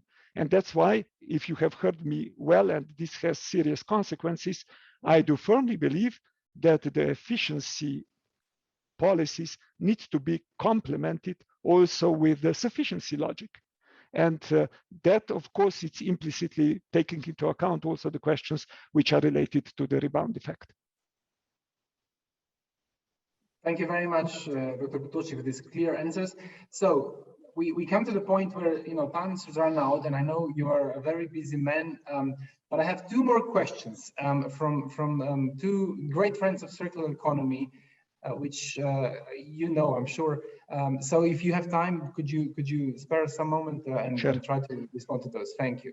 So first, Ambassador Tanja Miškova from Slovenia, she is asking, circular economy has also geostrategic implications. Metals such as lithium and cobalt needed for green energy systems like your cars are often found in conflict areas. Circular economy is an important part of the solution. Is investing in research in new materials that would replace these potentially green conflict resources also a possible solution? And the second one by a dear friend, Beatriz Luz, who is a true thought and action leader here in Brazil in terms of circular economy. Historically, we developed products and services thinking about the use phase, but now we must also, just a second, but now we must also, it's a bit difficult to read here, think about the after use phase in order to close the materials loop and design out waste, sorry. How do we incorporate the system approach into policy and financial investment and make this analysis mandatory? Thank you. Yeah, for the question of Beatrice, I would need to think it a bit more thoroughly, but it is pretty, I think it is obvious that we develop products and started thinking about the use phase, but now we think it's about the after use phase in order to, yeah, okay. In both cases, actually, the answer would be for Tanya, of course, the answer is yes. But again, I will point you to a bit deeper thinking, and also the second question could lead to thinking about the same kind of answer. So I will explain you two things which are connected to the recent COP and climate stories. I was, this is anecdotal, I was a conscious citizen already 17, 18 years ago when I bought my diesel car. And I bought the diesel car with due to one reason, because on the car it was clearly written that the CO2 emissions are less than if you buy the benzene car. And that's the fact, and you also consume less. But on the diesel car, it was actually never written how much of the NOx nitrogen emissions it's emitting, never. Which was through the years when I learned more about the car and the effects of the car, which actually proved to be very likely much more difficult for humans, for our health in particular, implication than actually the CO2 emissions. And I just want to say, if you will focus in the climate negotiations only to some questions, so not addressing also the questions which are linked with the need of various kind of metals, with the need of various kind of other natural resources, because this production, either new cars or the new ways of producing electricity in a renewable way, they are all extremely resource materials demanded. And that's why the policy which always have to come in the first place is actually the policy, how can we meet the human needs in a more rational way? So, and the second example, which also pretty much leads to that conclusion, is the current approach. If you look at,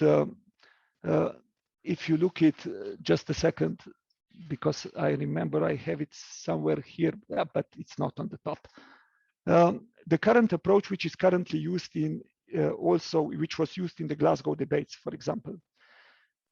If you look to the steel industry, the most important thing which they are looking is how to clean the steel industry. So how to provide it with a clean electrical supply.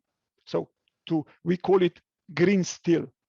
And how then to deal with the exhausts which are happening, which it's extremely important, so that you would not misunderstand me. But what we would do in the IRP in the first place, we would first ask ourselves how much of that steel is actually used or underutilized, for example, in the cars which are on the street running in the underutilized way, or can we replace them with different materials which are lighter, and thus the need of the energy for moving the car would be lesser. And we would go even one step further. We would ask ourselves, can we started to speak about how we manage the land. Can we actually redesign the cities in a way that there would be the need for less mobility, that we can more walk, that we can more use the public transport or bicycles? So you go from that systemic approach, and then only at the end you arrive at the need for energy which is needed to be cleaned for clean steel production. This would, of course, somehow not be entirely making everybody entirely happy. But, dear Ambassador, we are trying to fix the crisis. We are not trying to make everybody happy. So I think we have to deal with that in a way that we, in the first place, do that, and very much do it in a way that we respect that everybody needs to be integral part of that, and that social part is indeed very carefully crafted and part of that transition. Perfect. Thank you very much, Dr. Potočnik. As I said again, I know you're short with time, but I think on behalf of all the panelists, all the attendees, I can see a lot of nodding on my screen. Thank you very much for an excellent presentation. It couldn't have started this conversation better. Again, thank you very much, and I hope to enjoy your company and your wisdom again very time soon. Sure. Thanks a lot for invitation. I wish you all good luck. Take care. Stay safe. Bye. Hvala lepa. Hvala lepa tudi vam. Srečno. And it is now my great pleasure to pass on the word to Mrs. Anna Toni, who is the Senior Fellow at SEBRI. and everybody who knows Latin America would know what SEBRI means in this environment, and what Mrs. Anatoni means in the world of sustainable development, climate policy, environmental issues and policies. It's a great privilege to you, Mrs. Toni, and because you're right now, I think, the most senior representative of SEBRI, I want to thank you for the partnership of SEBRI with our ministry and other partners, obviously, of this event, and for your time and leadership. Thank you very much. The floor is yours. Thank you so much. Thank you, Mr. Ambassador. It's an honor to be at this event, and especially to moderate this incredible panel that you will introduce in a moment.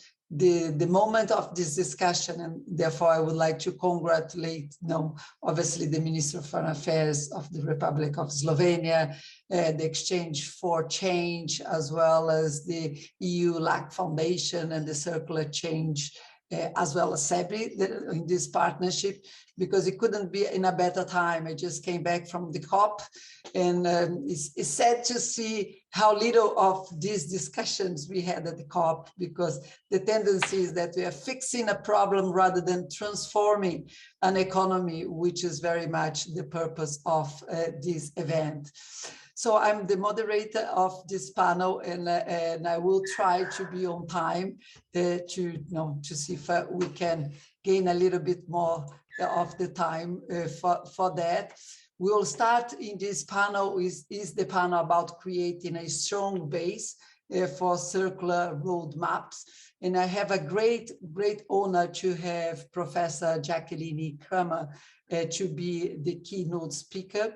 And then we will have 4 panelists that I will present in a moment as well, to be the people that will be debating and making some comments. But first of all, I would like to welcome Dr. Jacqueline Cramer, who is a strategic advisor for the Utrecht Sustainability Institute and in charge of the circular economy activities of the Amsterdam Economic Board. She is the managing director also of the consulting firm Sustainable Entrepreneurship, Strategy, Innovation and Consulting. And before that, she had and hold a really important position in public office as the Cabinet Minister for Housing, Spatial Planning and Environment of the Netherlands. It's a really great honor to have you in this panel. You have around 15 minutes. Please, the word is with you. Thank you, Dr. Jacqueline Cramer.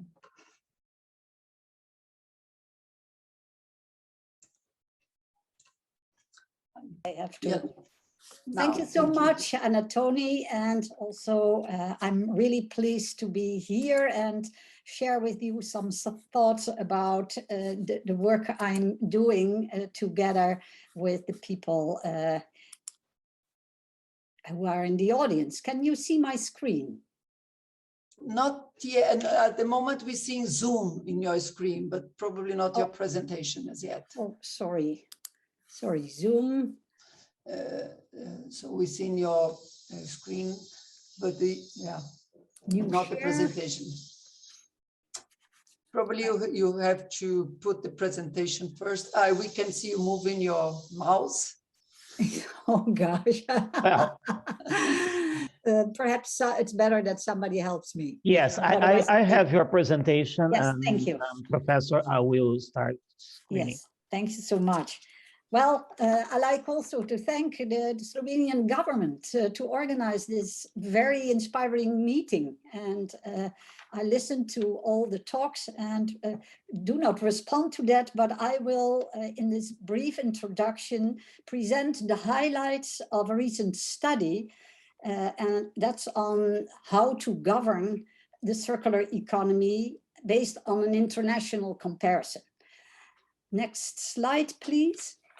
And this study that I present, next slide, please, that is a sequel of a book that I published in 2020. The book is called How Network Governance Powers the Circular Economy.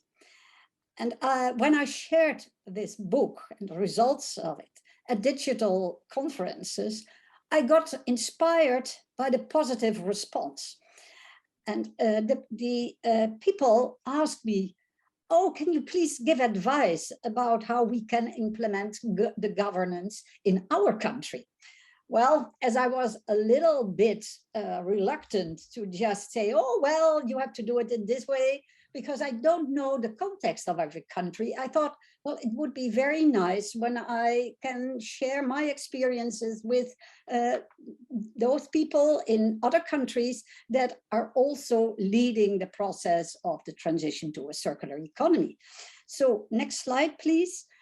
That's what I did, and I took as a basis the whole idea that I developed in the first book, which was based on the experience I gained in the Netherlands in many of the circular economy practices that I orchestrate. I noticed that, you know, we always tend to focus on what has the government had to do, and we focus on public governance, which is the well, policies which need to be put in place and also the instruments. But you know, when we need to implement all these policies, we need a number of actors that are working in networks. And my main plea is that we need to take much more attention to network governance. That means that you make sure that the networks that carry out all the policies and put them in practice, that they are the ones that need to take more leadership. Next slide, please. So what I did is I asked the various people I interviewed, I asked them, well, if we think about the governance and the importance of network governance, do you recognize that importance, or do you still, well, rely mainly on public governance? Well, the first conclusion of my study was that everybody agreed that the congruent application of public governance and network governance enhances the transformative change to a circular economy. We need network governance.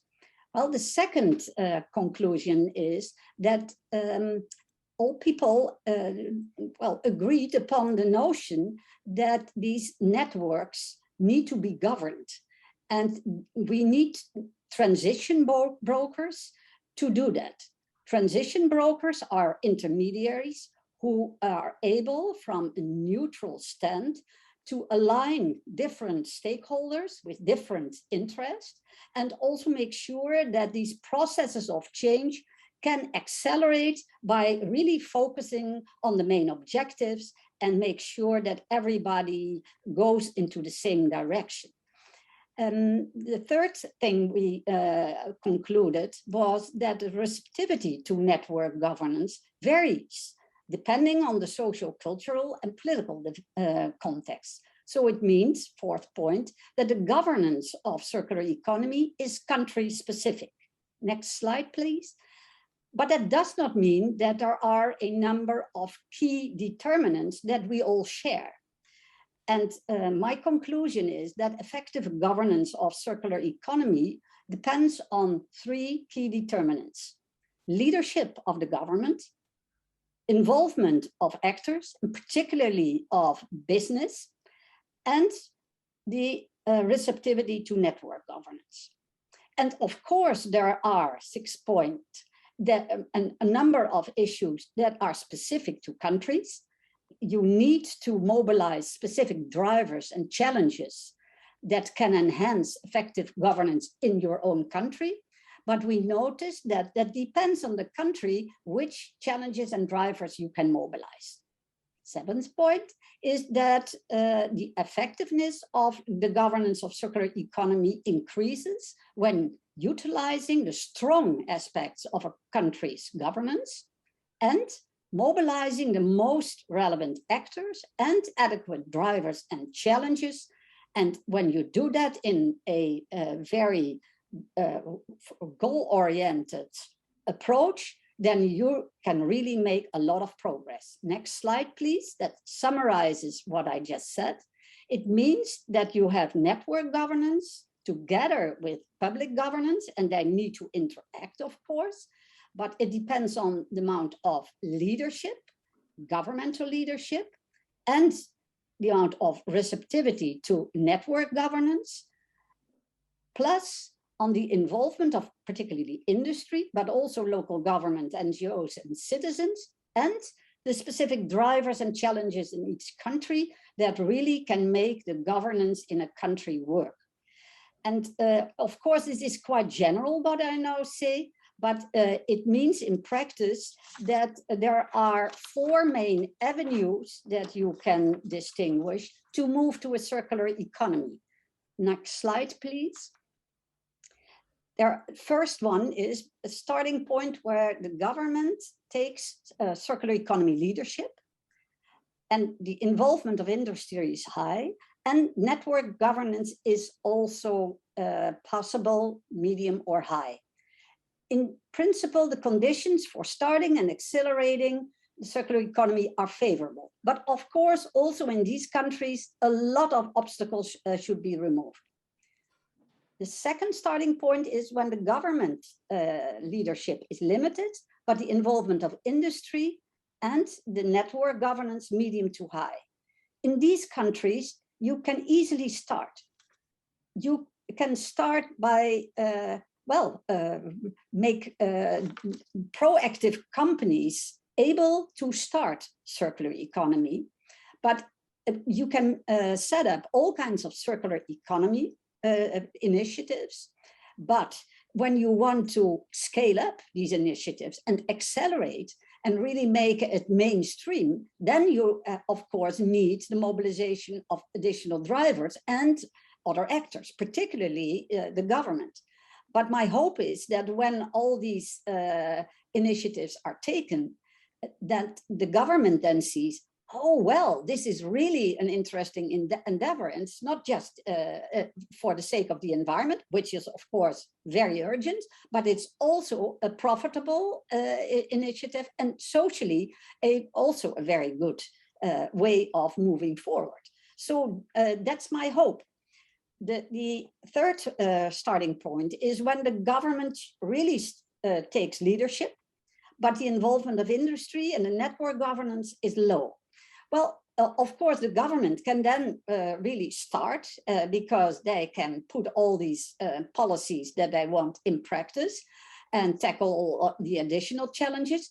But if you want to accelerate and really want to get it implemented also at micro level, then you need the support of actors like industry and other actors that really need to do the job. So again, here you have things that need to be solved. And finally, government leadership is limited and also the involvement of industry and network governance is low. Well, in that case, it is of course complicated because there are no natural starting points. And there the kickoff is of course still possible via first movers in industry. There are always in industry people that say, we really have to change course. So find these people and join forces.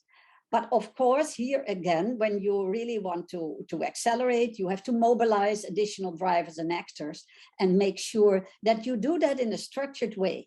And that's the way we discussed this also when I had these bilateral interview meetings where we really could share experiences. Next slide, please. This was the 8th lesson learned. And when you are busy with this kind of work, and I'm involved in many of these kind of things, and circular initiatives in the Netherlands, then I think that it's very important to regularly reflect upon the progress made. And that's because, you know, it's quite complicated and people tend to move on thinking, okay, I just started this and I need to get results, but sometimes you are on the wrong track. So it helps to be aware that you need to reflect and say, okay, are we still on the right track? Because then you keep the right focus. And finally, I'm pleased to hear also by the previous speakers that the exchange of experiences and cooperation among countries really can accelerate the transition to a circular economy worldwide, because we can do a good job perhaps in the Netherlands, but it doesn't make any sense if it is not a movement which is embraced worldwide.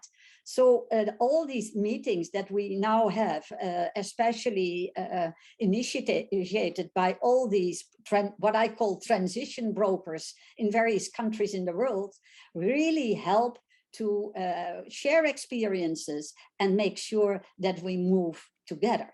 And that's why I was really pleased to give you, well, just a very brief snapshot of the work I did and the publication that will be, well, sent around in due time. Thank you so much. Thank you so much, Ms. Dr. Cramer. Now, I think the framework, the governance structures of circular economy is definitely a challenge for every country. So it's really nice to learn from you already what you've been thinking. I've been part of a group called Generation Ecology that's being led by the Brazilian Senate.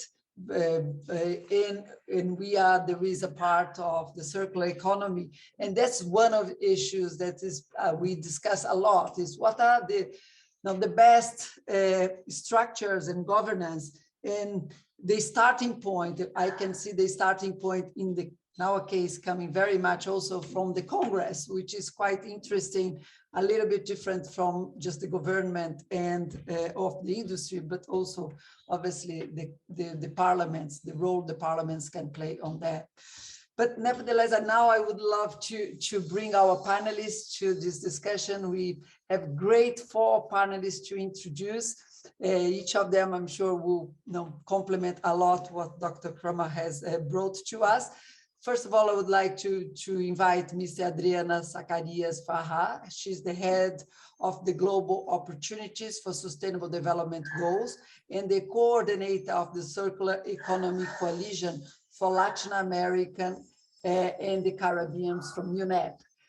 Please, Adriana Farra, please, the word is with you.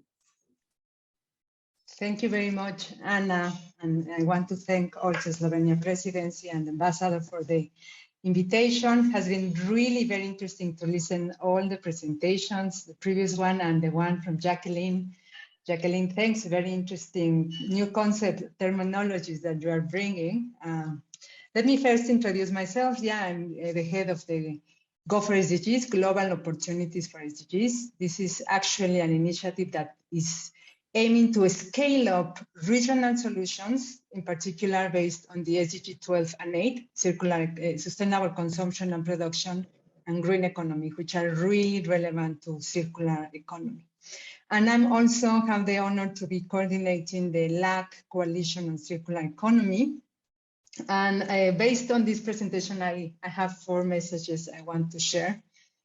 The first one, as we say, we need to have this systemic change.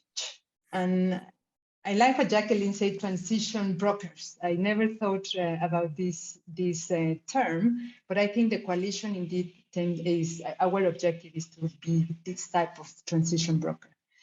The coalition brings together UNEP, UNIDO, the Inter-American Development Bank, Helen MacArthur Foundation, Konrad Adenauer, PACE, the World Economic Forum, and CTCN. We are 8 strategic partners. And really the main idea was we all were working, supporting the countries in Latin America, but sometimes we were duplicating agendas, maybe trying to do the same reports. And we say, why don't we come together and really have this coalition to support countries in a more systemic way, to have a bigger impact. And yeah, I think to be this broker, I would like to use this transition broker that Jacqueline was saying. So in this, we launched the coalition with the support of the governments, because although we are these strategic partners, we are serving the governments. So the coalition is led by Colombia, the Minister of Environment, Carlos Correa. We have also the Vice Minister of Peru, Costa Rica, and Dominican Republic. I'm happy to see that Dominican Republic is connected here as well. And what is very important is that it has been endorsed by the Regional Forum of Ministers of Environment of the 33 countries in LAC. So we are here to serve.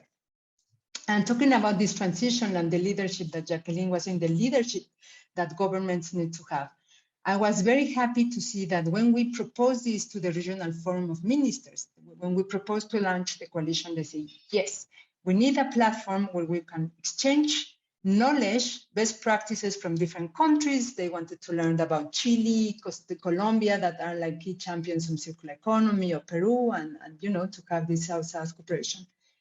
And the first request they gave us was, okay, we want to have a common vision on circular economy. What does circular economy mean in Latin America and the Caribbean? In a region that is rich of natural resources, but sadly our economies continue to be really an extractive economy, how can we transit to that? And in this, just trying to see and make the connections to what Jacqueline said, the network of governance. I think, yeah, I'm happy to see we have the leadership of the governments here. So our first task that we are currently developing the common region on circular economy. And here key things, and also as Janice has said, what we want is that the region understands, circular economy is a systemic change, and it's different to recycling or waste management. Because we know a lot of countries or actors have started just working on the downstream recycling schemes and not really with the three principles of circularity and in a more systemic way. So that's the first thing we want to see. Second, now in this recovery, and I like to make reference to the first panel, we want to build back better, some people say, but we want to build forward better because we cannot go back. And in that, it's very important that we make the connection on how this vision of the circular economy in our continent will help us to address the issues of climate change now that we are coming from COP26. There are key studies of Helen MacArthur that says that we can increase climate ambition by 45%. Or well, that let me say, 45% of the CO2 emissions are linked to the production of products and food. So imagine the potential in including that. Second, biodiversity. There is a key report of the International Resource Panel that is saying that in key sectors, if we apply the principles of circularity, we can reduce like 90% the extraction of natural resources. So the potential is huge. And then, of course, pollution, that we all know the benefits. But also I want to highlight inclusion. And I think the panelists in the morning mentioned that, in particular, Rodrigo Rodriguez for Argentina. In our region, with poverty is still an issue, it's very important that this transition is inclusive. And linked to this, and I'm happy that Janet also mentioned, circular economy is not new. And in our continent, we have traditional knowledge. So we want to also to see how to embed this traditional knowledge and not go only to the high tech. And then talking about key actors, the vision is going to give highlight four key actors: government, private sector, finance, and most importantly also, we didn't want to leave aside the consumption aspect of the demand. We are talking about citizens, because I think more than consumers, we need to become citizens. And this goes linked to what Janice was saying, redefining consumption and needs and providing people the services that they need rather than products. So that's the first good news we are doing. Second one, and talking about enablers or scalers, I think another key area is finance. So in this, I want also to announce that we're working actually together with Beatriz Liz, with Instituto Escolas, Go for SDGs, together with UNEP FI, the Inter-American Development Bank, IDB Invest, and also with funding of the European Union. We are developing a regional report on financing circularity. Because again, if we identify this vision, how are we gonna do it? What are these innovative financial mechanisms that we can have in our region? How can we have them that are not only reaching the big banks or big companies? And our challenge, hopefully we will manage, is then to say, how can these financial mechanisms also reach SMEs? Again, if we want to be inclusive. So I'm happy to say this week we have a workshop. We will be connecting the finance actors of the financial sector in LAC, together with the practitioners of circular economy. Sorry, I'm using these new headphones. Not used to this. So yeah, that's another. And the last one linked, and I want to also invite Jacqueline to share maybe a more expertise, and also I'm happy that Carrie is here. The third thing we want to say is South-South cooperation. We want to learn from countries in our region, but also from other regions. For example, with Sdgs, we promoted a dialogue during the World Circular Economy Forum between Latin America and Africa, and we were focusing on SMEs.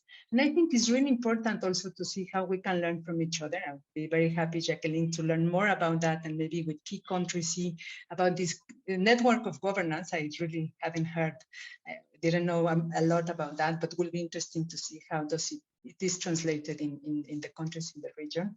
And with this, really, I want just to highlight our invitation in a way, and to cooperate with you to help us in, promoting these dialogues of South cooperation to accelerate this shift. And as someone also said, no, it's not if one country, Jacqueline just said it, if one country, the thing that has changed, but not the others, it won't be possible, because circular economy is linked to international cooperation, to markets, and it's part of this system. So I stop here, and thank you very much. Thank you so much, Adriana. I think you brought several perspectives for us to look, and not only as Jacqueline was talking about the particularities of each country, but of each region, and the regional approach that you brought is really interesting to see how that systemic change in Latin America, and we are able to change and exchange among us. So very interesting, and I love now going a bit deeper afterwards on the financial, how can we finance the circular economy. But let me bring our second panelist to the conversation, Mr. Harry Hirveli. I'm sorry if I didn't pronounce her name properly. Project Director at the Sitra Circular Economy from Finland. Please, Harry. Thank you, Anna, and thank you for the invitation to be here today from Finland. And I'll share shortly my screen so that you get a bit more idea what I'm talking about. So basically, I'll tell you a bit of the Finnish experience in circular economy, particularly from the national roadmap, which is today's focus, and what our learnings through the years that we have worked with circular economy. Sitra is an independent future house for Finland, by the way, and we're under the Finnish Parliament, so a very independent think tank tank for Finland. So basically, if I go forward here and take the first slide here. So from our point of view, we started by doing the national roadmap for Finland. We started to work 2015, so it's been a 6-7 years experience so far how to push things forward in a national level. But we haven't worked only with the policy level. We have worked very much with Finnish industries and providing tools to innovate with different business models. And also we have the World Circular Economy Forum that we have led together with our international partners through different countries globally already 4 or 5 times so far. So that's in a nutshell, but what comes to the roadmap, indeed, I think it's a very relevant tool for country, and from the Finnish point of view, I would say that it started the movement in Finland because it brought the best practices together, what's going on in the country already, and what is really needed in the future to change the kind of system. And of course, Finland is not there yet, like the other countries, but certainly it brings the kind of vision and the players and the actions together in a kind of holistic plan. And I think that is one of the benefits of roadmap. Of course, like Jacqueline mentioned, every country has a bit of different departures. So we are not saying that the Finnish learnings are kind of universal, but of course there might be some for some other countries, and that's why we have a little bit put them together in a kind of holistic guidebook. And the main idea when you are making a roadmap, it's really about how to make sure that there's a bigger transition possible, and definitely identify where to start, and certainly you have to know, are you there at the end of the road?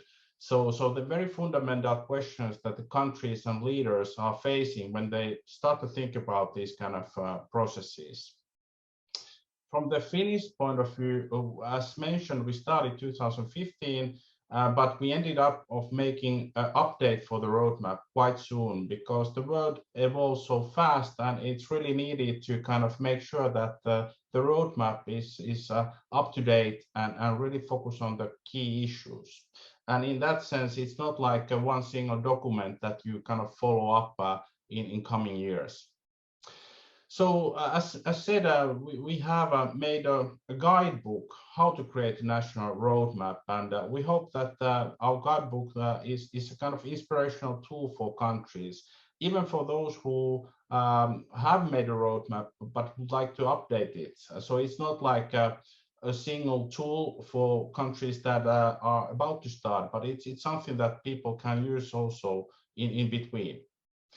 I very much like what Jacqueline mentioned about the transition progress. I think Sitra has been in Finland in that kind of position, and it's important that that kind of transition progress is trusted and neutral and can bring together different stakeholders.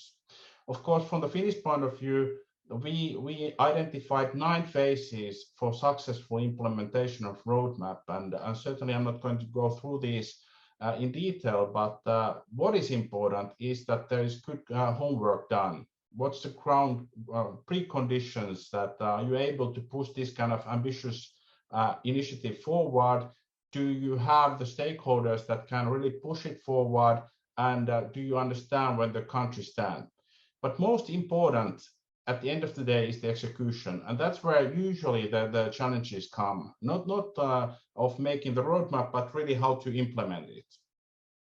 From Finnish side, I would say that as a small country, it was quite easy to bring the stakeholders together and invite key decision leaders and also those who have great ideas. And I think what we have done so far is at least impactful in Finland. Of course, we have made a huge kind of push forward in the education sector, which is evolving as we speak, and try to make it integrated, not as a kind of circular economy topic itself, but so that it's really in the different curriculums in the future as well. I think one of the key things that from our point of view is that it really inspires others to do in the country things that haven't been possible so far. So it's not only how we influence directly some decision makers, it's also about how people read about the strategies and pick up the ideas for themselves and push it forward even further. So kind of leverage is important in order to make it reality. So this is like in a nutshell. I already mentioned the execution is crucial, but it is also important that you have measures in place so that you monitor the development and obviously set milestones in order to make it very practical as you go forward. You can download the guidebook from our website, and it's been very kind of sought after as many countries ask for our experience. And for example, we are working with the African Development Bank at the moment to work in the African context. And this is not only like Sitra brings its knowledge, but it's certainly that we learn from the African Development Bank and respective countries in Africa. So very exciting to learn also internationally how things are done. In Finland, to finish, at the moment there is even more ambitious plans now for 2035, and the idea is to cap the use of natural resources to the 2050 level by 2035. So it's very interesting times also in Finland what comes ahead. But thank you very much for having this opportunity. Thank you so much, Kari. And I think you brought the reality of the difficulties come when starting implementing, which is obviously really important. And the role of, again, of governance, of making this a constant going ahead on the implementation. Thank you so much for your talk. I would like just to remember, after the four panelists, we have another two to go. We will be open for questions and answers. So if you have questions, please feel free to already put some in the chat. But I would like now to bring Mr. Fried van Eycken. He's the director of Holland Circular Hotspot from the Netherlands. Please, Mr. Fried. Thank you so much.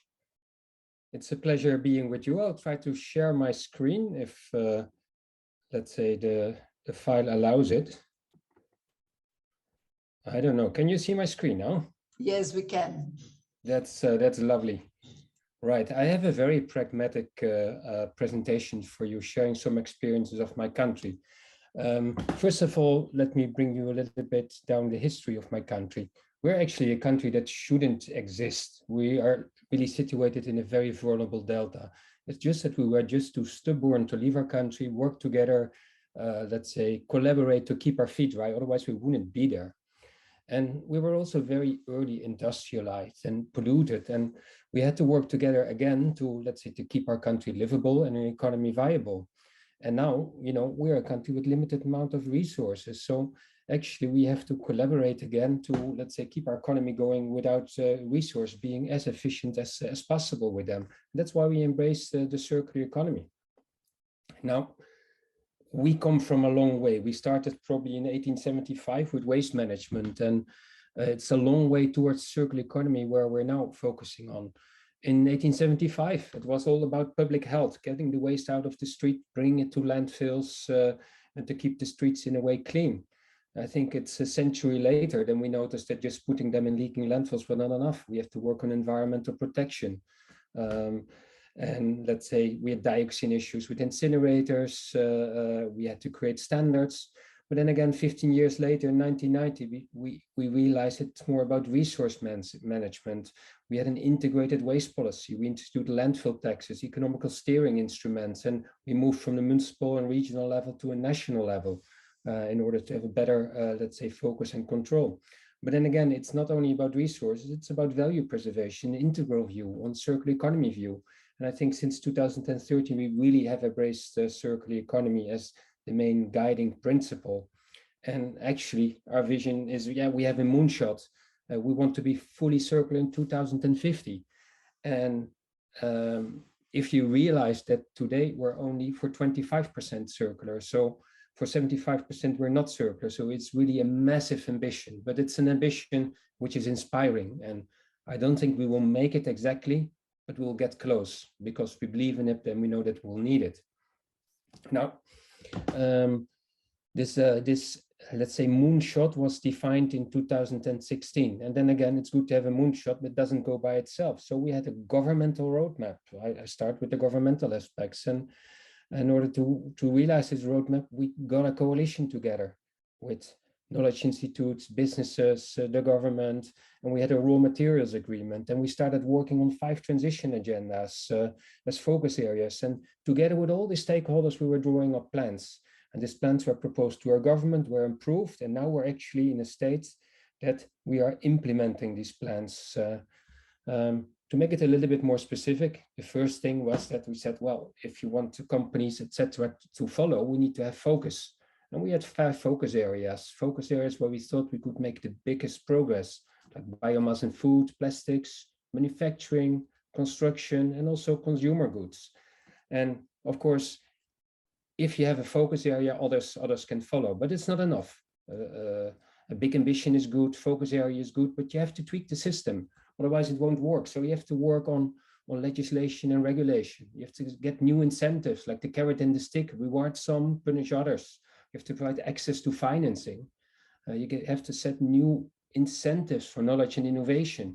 Topics which are particularly popular right now are chemical recycling, for instance, circular windmills, and also other topics like, for instance, diaper recycling, just to mention a few. But it's also the realization that it's not only about technical innovation, it's also social innovation. You have to work, for instance, on the behavior of people, how you and I, how we separate our waste, or if we buy a product, or we are willing to also to buy the service, to use it. And it's about international collaboration. Like Jacqueline said, it makes no sense to create a circular island of the Netherlands if the rest of the world, if Latin America and the Caribbean go down the drain. We need you for our success. We're a very open economy. We're very dependent of you. So we need you to be successful for our future as well. Now, our former Minister for the Environment, Sintje van Veldhoven, said something which is quite to the point. She said that no company, no government, no citizens can achieve a major circular change alone. It's collaboration. So powerful collaboration with a clear goal, clear agreement, and clear division of roles. And I think that if I have one message for you, it would be that one. And I will elaborate a little bit on that more. Now, how did we do that in the Netherlands? We had this big ambition and we decided to have a national program, which is called the Versnellingshuis, the House of Acceleration Circular Economy. And that's an international program, which is actually my foundation, Holland Circular Hotspot.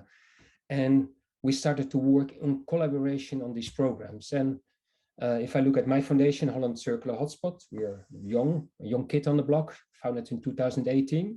Last year, we were in one way or the other active in 60 countries.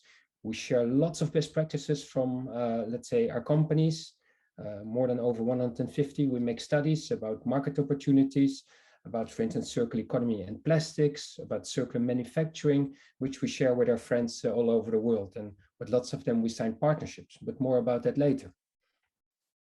Now, we want to work on these 4 groups of stakeholders. And let me pick out one to start with, and that's businesses. I think in the Netherlands, it didn't start with the government, but it started with businesses. Young entrepreneurs who are impatient. He said, we want to better the world. Startups who had new crazy ideas to change the taxi system, to have more environmentally sound businesses. And at the other side, it started with multinationals. The multinationals, you have to know, they when they work on R&D, it's a 2-year process. When they work on permitting for a plant, it's 2 years probably. When they want to build a new plant, it's 1 year. But then this plant is 30 years in operation. So they realized that for their own roadmap, if you are building for something for over 30 years, you need to have your own roadmap. You are aware that you need to have something which is future-proof. You need to embrace circular economy in a way. So when our government saw that there was this amount of, let's say, drive on the multinationals and startups, they had this crazy moonshot idea of being fully circular.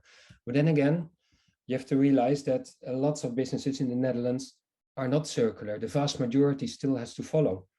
And I think we have to move that perspective, that businesses. And I think most businesses realize that, let's say, business as usual is not an option. They have to move as well. And we need the businesses as well because they invest, they are responsible for scaling up.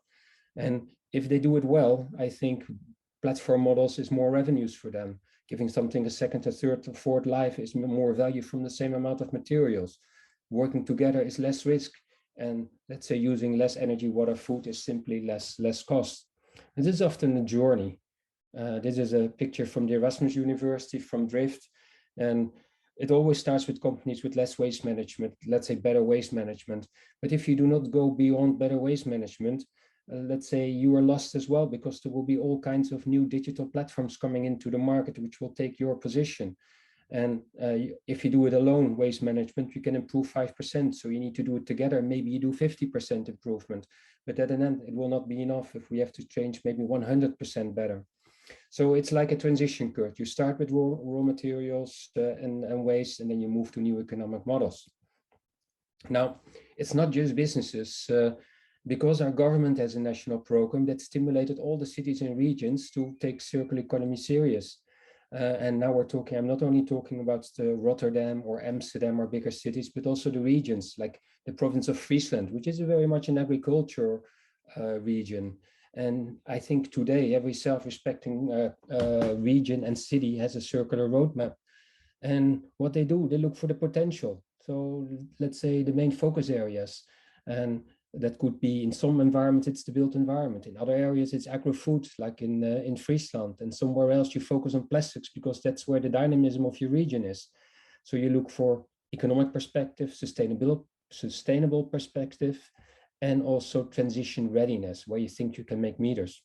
And then you try to combine it with the most effective governmental measures. In some areas, it's, for instance, design. In some areas, it's public procurement. It's like a matrix.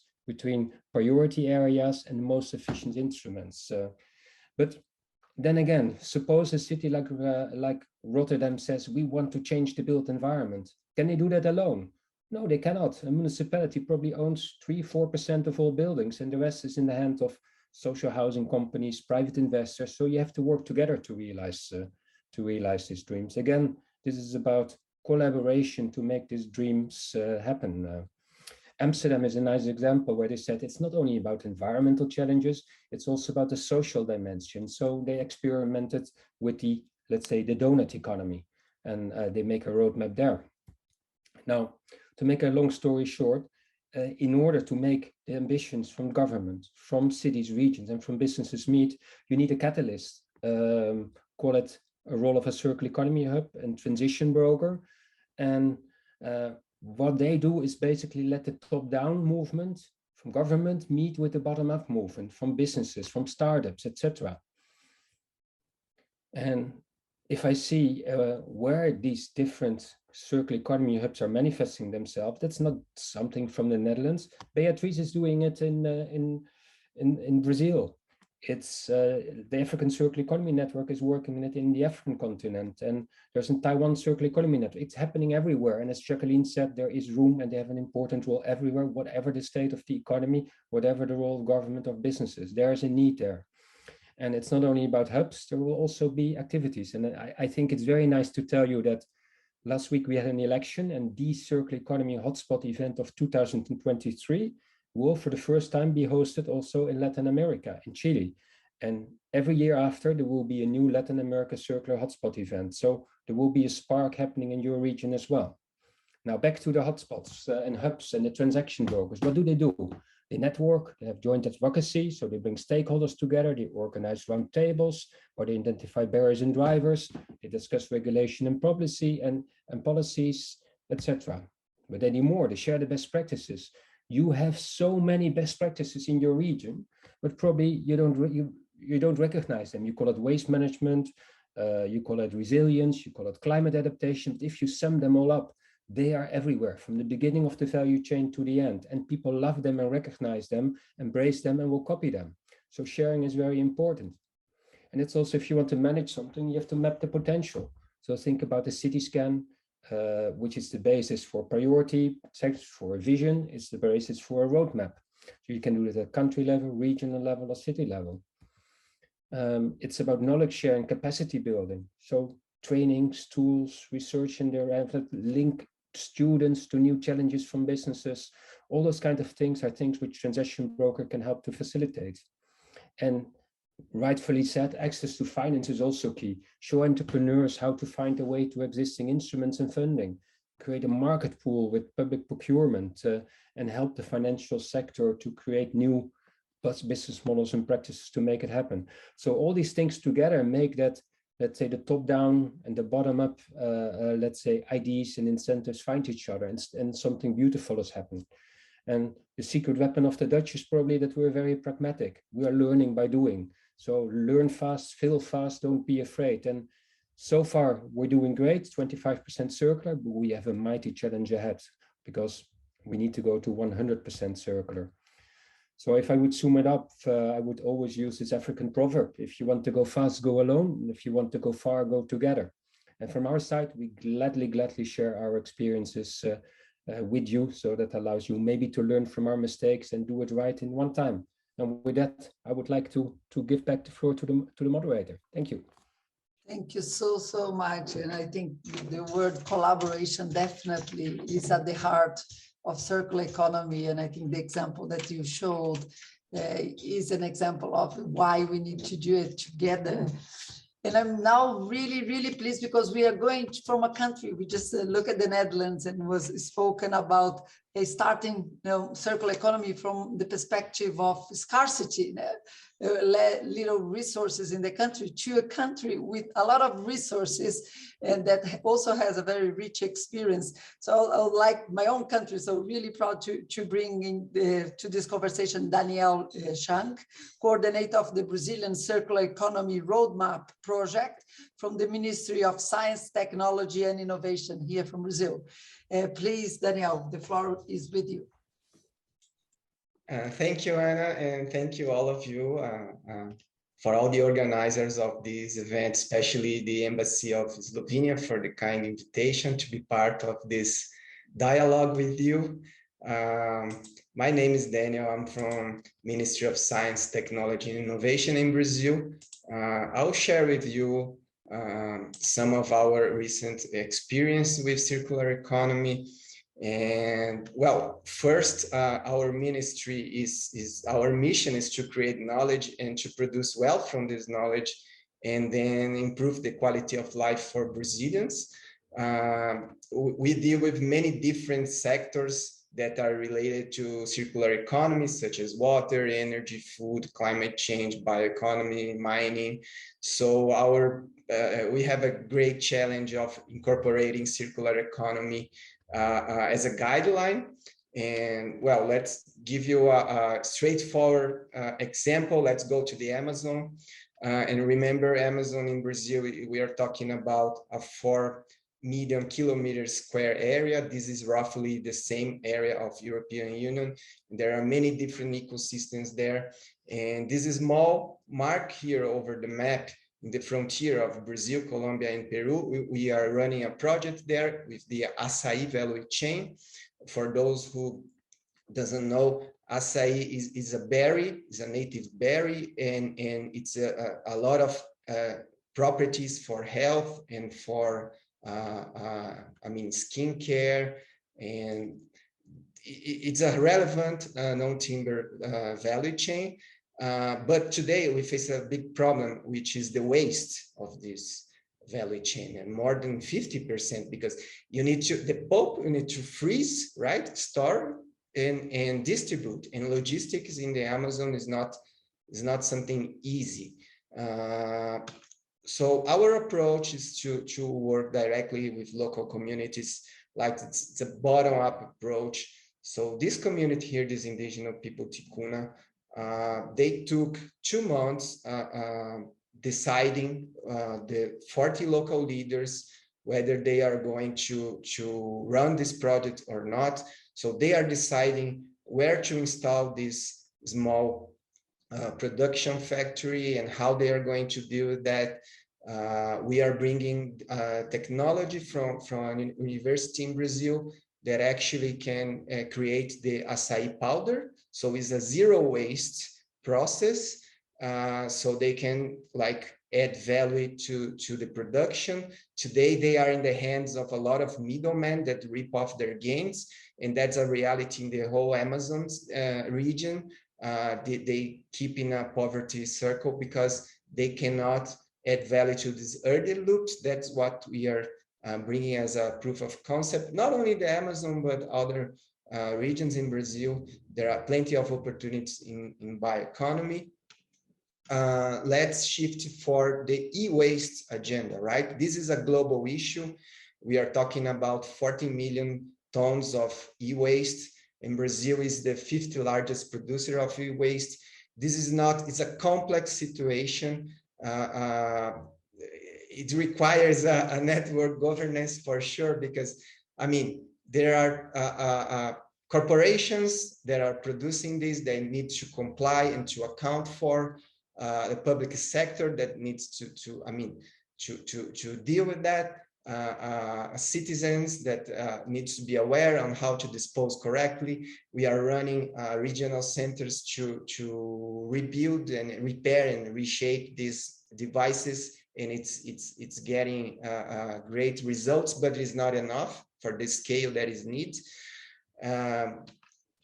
Definitely, we need to invest in startups. They are bringing up new business models. They are really making an impact, and there is a lot of new startups in Brazil, such as Pollen. Pollen is creating a marketplace with blockchain technology, approaching B2B and marketplace. They are scaling up very quickly right now, and they were awarded as a top 10 clean tech, global think tech, Pollen. But we do need to invest also in mainstream industry, right? In order to accelerate transition. So green chemistry, biomass, waste, bioproducts. There are plenty of projects coming up in Brazil right now, and FINEP and EMBRP are agencies, funding agencies from the ministry. They are investing in this kind of projects.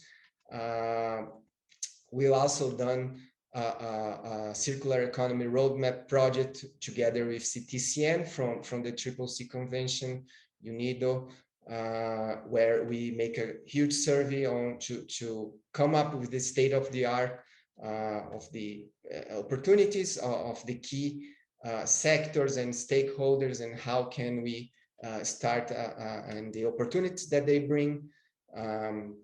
These are available at the CTCN website, the reports, the deliverables that we create in this project. And as a pilot project, we were designing, and it's a very much networking governance approach to create a platform, a knowledge platform where we can overcome these barriers. It's an 8-year project. We are designing this, creating a steering committee of specialists to design the priorities. To do that, the TNA project was funded by a GCF to come up with the 12 priority technologies in Brazil that can apply 2030 in order to mitigate emissions. And one of them is in Industry 4.0, where we are coming up with the circular economy approach.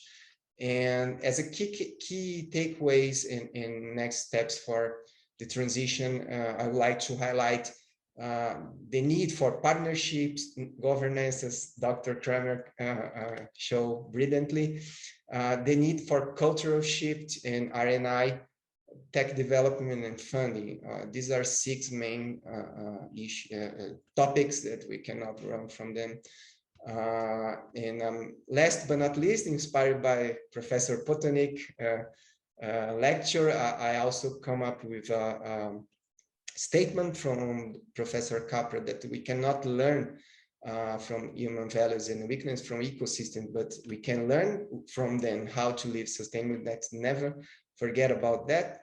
I'm running out of my 7 minutes now. I want to thank you again and wish you all a great event. Thank you. Thank you so much, Daniel. In Brazil, we do have very, very nice, good cases, specific one, and the size of the country, as you just mentioned at the beginning. Just to think, circular economy, just if it was just for the Amazon, would be already a huge task. Obviously, for the entire Brazil is even bigger. And as was mentioned at the beginning, we have to think about circular economy on a systematic approach, obviously. And I have to say that obviously, while we are talking about systemic approach, circular economy, at the same time, in my own country, I still have the challenge of deforestation. We just saw some data coming on the deforestation, which make it so sad to see how those two approaches should be talking to each other. Unfortunately, we don't have much time for debates here, but I would like to give a chance. I haven't seen much. There were lots of talks and discussions happening here also on the chat, and I encourage everybody to have a look at that. But I would like, first of all, to give the floor back to Dr. Cramer, first to react to all the great panelists that you heard. There were many things, the examples you talked about the transition brokers, and I think we saw here many good examples of what you call transition brokers. It was also, for me anyway, quite interesting to see where does the impetus for any country or any society, where does it come from to start this discussion? From needs-based, or obviously from being part of a network. Also, if you start from governments or industry or Congress or entrepreneurs, as we saw in the Netherlands case as well. And if Ambassador from Slovenia is also with us, I would, after perhaps Mr. Jacqueline Cramer have her last words, and I would like also to pass to you to see if you wanted to conclude the session. But let me pass to Dr. Cramer, please. Thank you so much, Anatoni. Well, and also all the speakers after me, because I wrote down all kinds of things that were so interesting. And the first speaker talked about the importance of sharing a common vision and being clear about it, what it means, on which journey are you together. And I think you make a very good point there. And what is also very important is to understand the differences in the positions of the countries in terms of what do they produce. Some countries are indeed the providers of the resources, while other countries are using the resources. And we really have to work together in order to make sure that we are aligned. We can't do this whole endeavor not by ourselves, not as a country by itself. So that is very clear. And the examples, of course, of Finland and the Netherlands, I'm familiar with them. But once again, they are very good to hear, because the approach of Finland with being very keen on the roadmap and working very in a structured manner on how to proceed after having a roadmap. Well, my compliments, you really do a good job. And of course, well, Freek, I don't talk about you because you are my colleague. I'm the chair of Holland Circular Hotspot, and well, I work so much with you, Freek, so I will skip you, but I will particularly, Daniel, address you, because I'm very pleased to hear all the things that you try to get off the ground in Chile, in Brazil, and work together with all the others. That's why I said Chile, because I was already thinking what you are doing, and also what the Chile event that's coming up. It's very good when you share all these new experiences that you communicated with the others in Latin America. And of course, you have to start with concrete projects and focus on your main, well, problems, because then people see, okay, it's something that is really important. And that's what you really do together with the people. And I like that approach very much, because we tend to just make nice policies, but you know, the people really need to be able to embrace them. And put them in practice. So very, very nice to hear. Well, that's my response. And I really enjoyed listening to all of you and the previous speakers before this panel. I learned a lot, and I hope we can meet again. Thank you so much.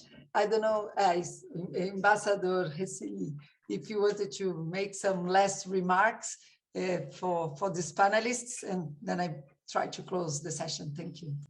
No, thank you very much, Mrs. Stoney. I think you, first of all, compliments to you. You led the discussion excellently, as we expected.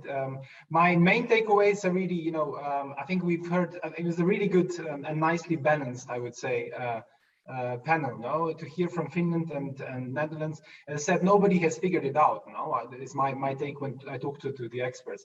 But I think there are some front runners. I would say probably the Netherlands and Finland are probably among the groups of leaders in this respect. No, so I think our good friend Ladea has named them in the chat as the lighthouses now, but I think also very openly both Kari and Freek was saying, so much to learn from each other and so much to gain from cooperation from all the countries, including the ones from Latin America.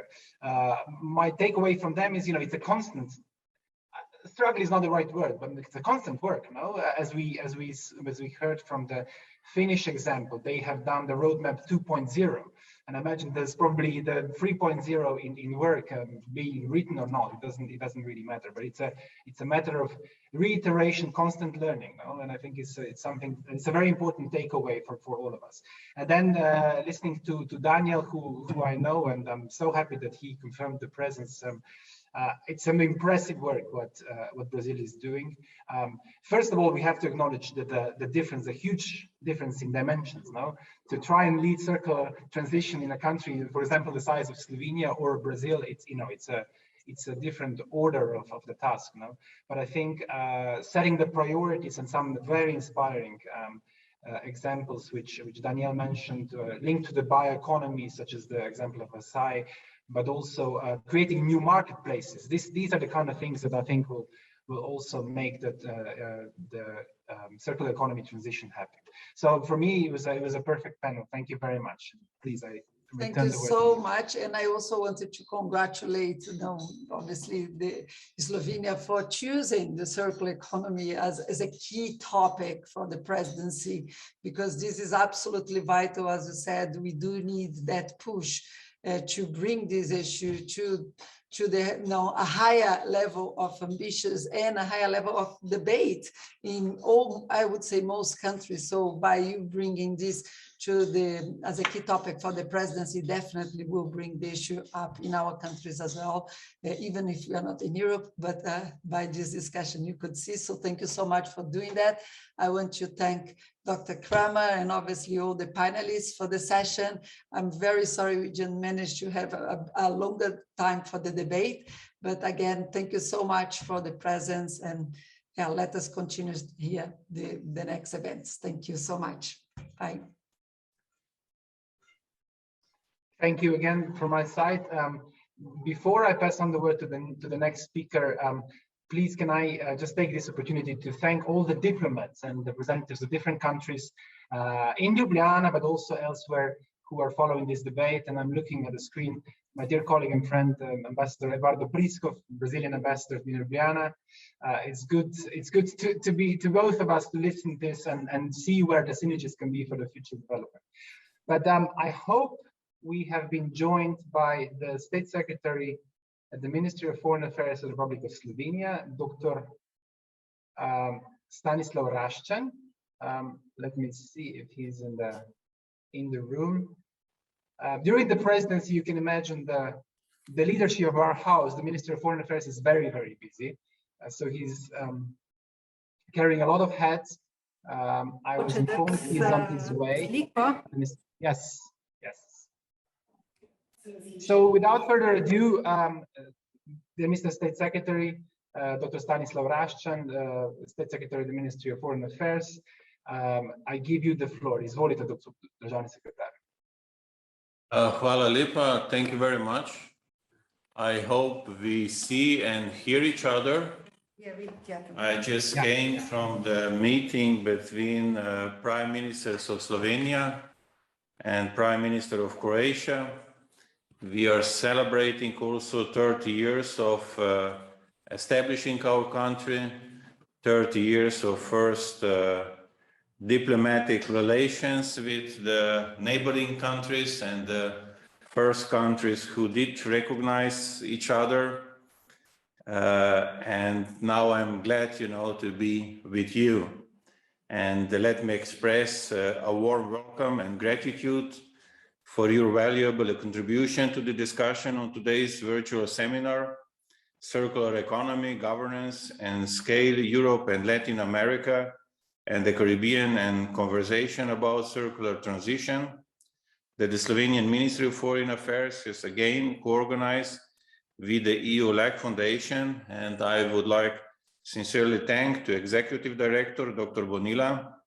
Slovenia has been addressing the issue of circular economy and cooperation in this field with Latin American and Caribbean countries since 2018, also through seminars and panel discussions within the LAC Days, which is annual conference. We are honored to gather today, so many of you, to discuss various aspects of these important topics. Circular economy features as one of the main priorities of the Slovenian presidency of the Council of the European Union. With the EU Green Deal, circular economy has become a priority for attaining a climate neutral, resource efficient and competitive European economy. The EU Circular Economy Action Plan recognized that while the European Union intends to lead the process of circular transition, it will not achieve the transformative change by acting alone. A truly global effort and outreach are needed. Latin American and Caribbean countries are natural partners in the transformation global change.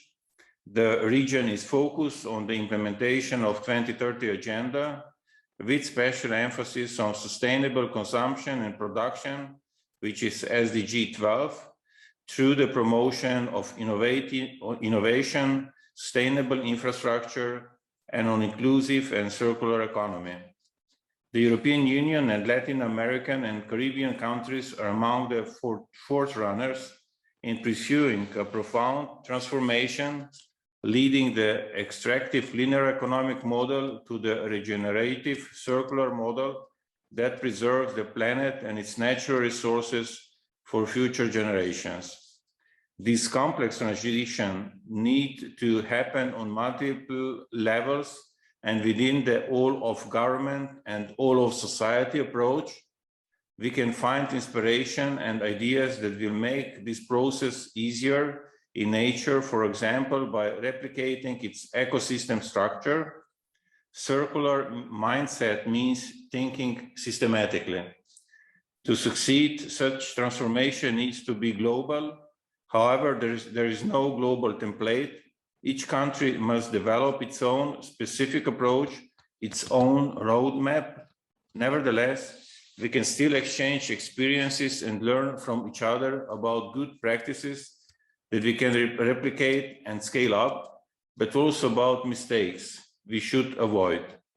Slovenia's roadmap adopted in 2018 was one of the first global roadmaps. Two of its authors, Dr. Janez Potočnik and Ladeja Košir-Godina, are joining us in this event. Today, we are at the stage where an action plan in the form of deep demonstration project is about to be implemented in close collaboration with the knowledge and innovation communities of the European Institute of Innovation and Technology. This is a model of systematic transformation to circular, regenerative, and decarbonized economy. Its aim is to strengthen and systematically link numerous existing efforts. Systemic innovation will transform material production and waste flows across key integrated value chain. Training, education, and capacity building will create change agents and foster lifelong learning, as well as disseminate insights and good practices, while policy initiatives will ensure enabling conditions.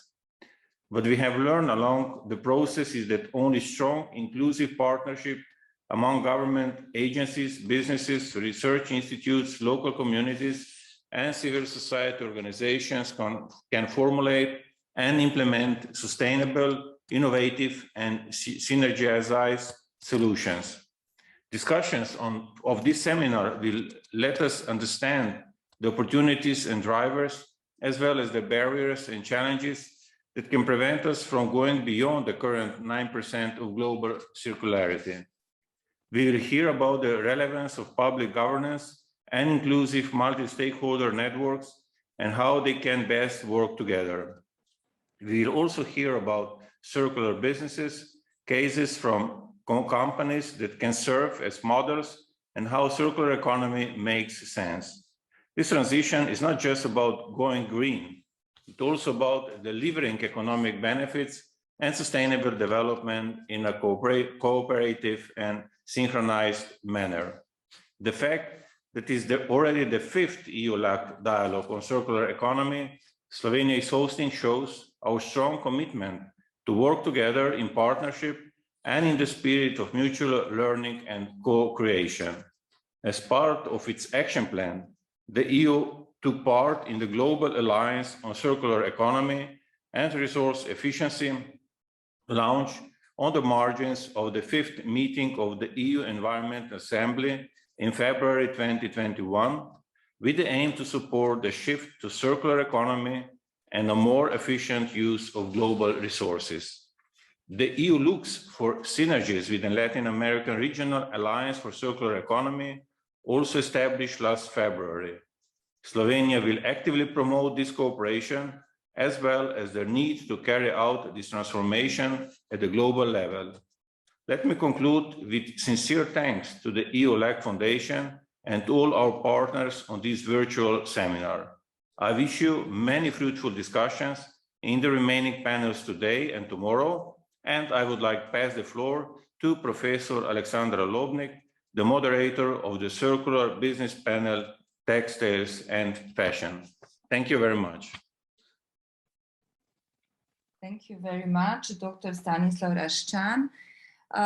We are starting now with the last session of today. We are a little bit late, but it was so interesting to hear all the presentations until now. And I'm quite sure that also this quite late session will be contribution also to the real achievements of several panelists, which will show in short presentations their contributions to the circular business in textile and fashion. We have 7 panelists, and we start with the first panelist, who is Mr. Albin Kelin. He is 19 times awarded by International Design Award. He got also in 2001 the key trophy as the Rhine Valley Entrepreneur of the Year. And this year he was awarded CEO Today Europe Award 2021. He is at the moment the CEO of EPA Switzerland, a company in different areas of activities and development and implementation of cradle-to-cradle design concept. I'm looking forward to hear the presentation. Mr. Albin Kelin, the floor is yours. Yes, thank you very much for the kind introduction. We are basically really experts in cradle-to-cradle. Cradle-to-cradle is really the basically birth of circular economy, but we are looking into very important elements. One important element is material health, and we want to know from the supply chain a full transparency what industry is really including. And we are going to show 2 examples that were developed in Slovenia. So we are, as a company, globally active. We have a team of 24 members. We have 2 in Slovenia, and we are implementing cradle-to-cradle projects. We are as well an accredited assessor for the cradle-to-cradle certification. We have 3 roles we incorporate because it's about circularity, it's about safety and circularity. The first is we act as a knowledge trustee because we need to get information from industry what they have in a product. By legislation, industry is required to disclose all toxic chemicals above 1,000 parts per million. It's 0.1% in a safety data sheet. We in cradle-to-cradle are desired to go for 100 parts per million, so it's 0.101%. The EU eco-label is as well now approaching 100 ppm, and the German Blue Angel is as well approaching 100 ppm. It is important to include science. There is a methodology, ABCX, from cradle-to-cradle, which is over 30 years old now. ABC is okay, X is toxic, or X, CMR, cancerogenic, mutagenic, reprotoxic need to be replaced. There are gray defined elements if we don't have enough information, and there is a banned list of chemicals. The banned list, for example, is PVC. If a product contains PVC, you cannot certify.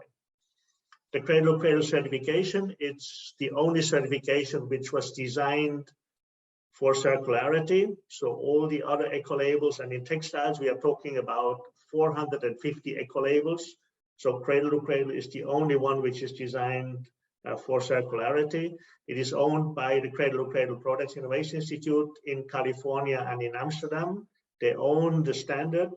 They as well are responsible to issue the certificates, and they accredited 12 global companies to do basically the certifications. In the certification, we're looking into 5 elements. So material health, it's key. So not toxic, which is as well incorporated in the new Green Deal. Here we are looking into the 100 parts per million. So that's quite really very demanding in really getting this basically assessed and looking into the supply chain. The second element, it's product circularity. So Cradle to Cradle is a product certification, but we are as well looking into processes. So we're looking into renewable resources. We're looking into no fossil fuels burning, so CO2 compensation.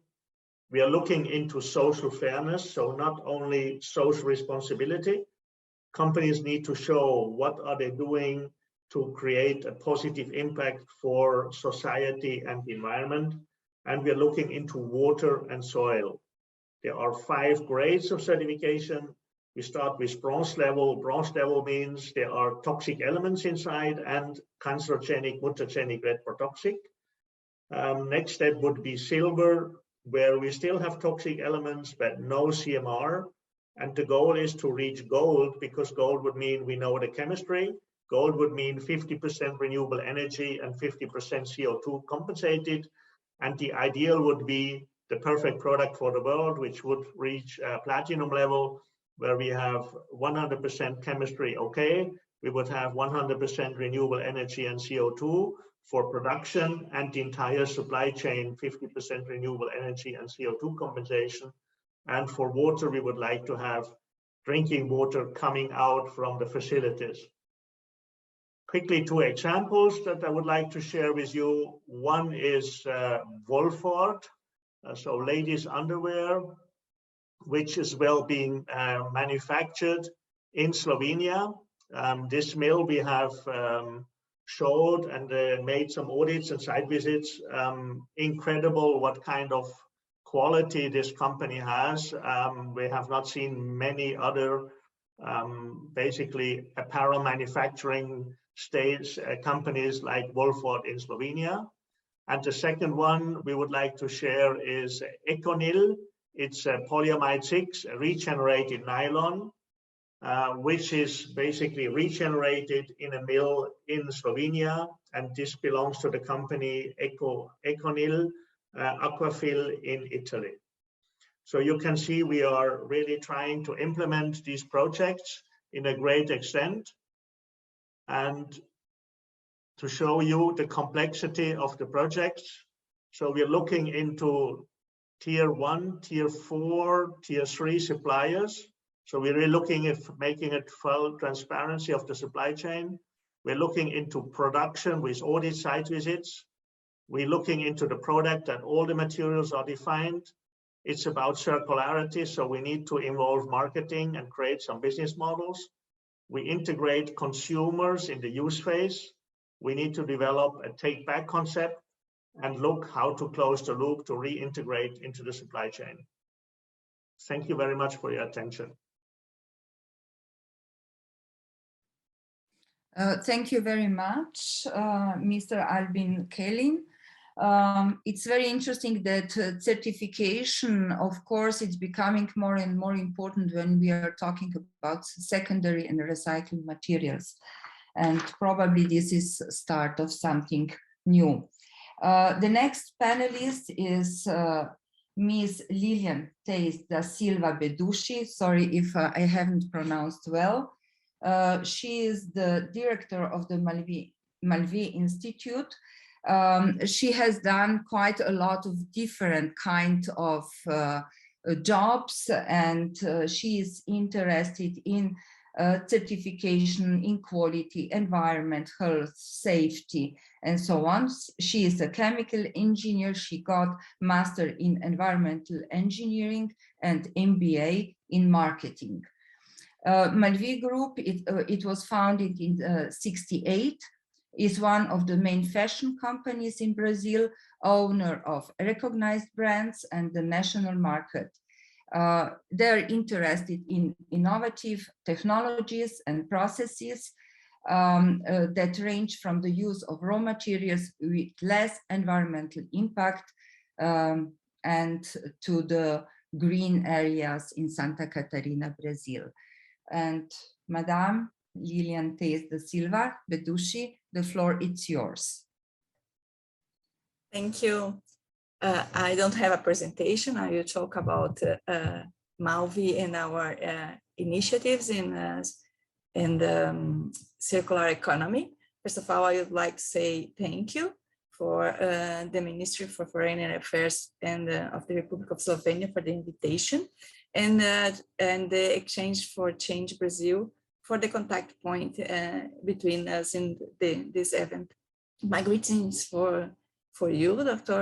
Alexandra Lobnik, and all the colleagues participants in this panel. MAV Group has been working to reduce its environmental impact and support the community development since its foundation. The company has a strong record of accomplishment through its 53 years. Nowadays, with production of 45 million of garments per year and around 8% of all textile process performed inside our factories, like knitting, dyeing, printing, and cutting, we have been operating with 83% of renewable energy that resulted in 75% of greenhouse gas emission reduction in scope 1 and 2. And we can use in our process something around 25 to 28% of reusable water. These are some examples of our actions to reduce the natural resource consumption that we have been doing for decades. And talking more specifically about circular economy in raw material, MAV Group has been consuming recycled polyester since 2008, which had an increase of 81% in its use in our products during the last 5 years. Our suppliers recycled around 85 million plastic bottles since then. Recycled cotton produced with shredded waste from cutting process is another raw material that we have been using since 2011. The first products that developed were not so attractive because to the consumer, and they used to apply on pajamas. Now with the technology improvement, we can use it a large scale of products. The increase of usage during the last 5 years is around 18%.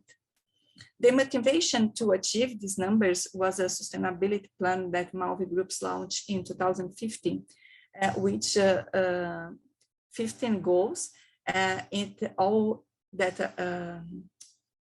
applied in all value chain, which include target to increase the percentage of products with less environmental impact. In addition, we apply the LCA, life cycle analysis, to guarantee the effective impact reduction. Other principles of circular economy that we apply is connected with a goal in our plan was about the extend the use of the clothes. Our consumers recognize quality as durability of our garments. So to fight fast fashion, we implement some initiatives to achieve these goals, such as we launched several campaigns to promote the best practice of cleaning, wearing, and fixing the clothes. And we have been doing this frequently. The second initiative was a partnership with an e-commerce that work with second-hand clothes. These actions has been operating in our stores where consumer take a bag to put its used clothes, and he registered this bag code in a particular account on the site and returned this bag full in our stores. The e-commerce staff collect the bag, select and upload the clothes to sell. The consumer doesn't have any logistic expense, and the income is shared 40% to the e-commerce, that is a startup, and 60% to the consumer. This initiative was launched in 2019, and the first results was not so meaningful. We had the pandemic impact, the stores were closed, and however, we don't give up. We have been promoting it with influencers and to reach our consumers. The newest action that we launched was the Roupateca, a platform with sustainable clothes to be rented. The most famous garment in Roupateca is our pair of jeans produced with just 1 glass of water in our laundry 5.0 that operate in a circular system associated with a higher technology that reduced 98% of use of the laundry water used on the laundry process. We don't have numbers and results yet of Rupateca because we launched it 2 months ago. But we are really hopeful with this initiative too here in Brazil. These initiatives have been increasing and became stronger because our brand's positioning, like Malvi Endless Fashion, that intend to increase the conscious consumption on fashion marketing. Nowadays, many Brazilian fashion companies have been launching products based in circular economy, most of them using recycled raw material, as we have been doing since 2011. However, we believe that the most important movement we can do is to make circular the post-consumption clothes. We are studying the Brazilian consumers' behavior related to return their clothes to recycling. The first impressions that we had was that the Brazilian consumer is more motivated to return the clothes to donation than to recycle it, because to donate used clothes is inside the Brazilian culture. These are some initiatives related to circular economy that Malvi Group has been working, and I can share with you now. We are sure that we have a longer journey to with a lot of challenge to trespass, but we are really hopeful with the results and with our team to trespass this challenge. This month in COP, a bit nervous. We are sure that we have a long way in front of this. Is a good challenge, but we expect not to trespass this, because in my point of view, the climate change is our most important challenge, and circular economy is essential to support the fashion raw material and help us to our part of maintain the Earth temperature below 1.5 degrees. This month in COP 26, we launched our plan ESG 2030, where we establish goals to reduce the impact in water, greenhouse gas emission, and material resource. And they are strongly connected with circular economy and the improvement of the value chain, such to the circularize it. And so I think it's our next steps is work in this 2030 plan and work more in this project with circular economy and share this with other companies to achieve better results. I think it's really, really difficult because the consumer in Brazil is not sensibilized yet, but I expect we achieve it. Thank you. Thank you very much to share your story with us. The story started already some years ago, and I'm sure you have a long journey in front of you. Thank you very much. The next panelist is Ms. Tina Mauric. She is the PR director in Aquafil Slovenia. We already hear about the Aquafil and EcoNil product. So they have been one of the first who are able to recycle polyamide. And this is also long story already behind them, but they are very successful also nowadays, and I'm sure also in the future. We are looking forward, Tina, for your presentation. Hello, welcome to Aquafil Slovenia. Thank you, Ms. Kilin, for having me introduced with your presentation. You have already mentioned our flagship product and process EcoNil. Yes, Aquafil Slovenia is a Slovenian company, but it's part of the international Aquafil group, which is one of the leading producers of nylon 6 globally. For those of you who don't know, nylon 6 is a type of plastic material that can be transformed in silk-like synthetic fibers, and Aquafil is a specialist in doing this.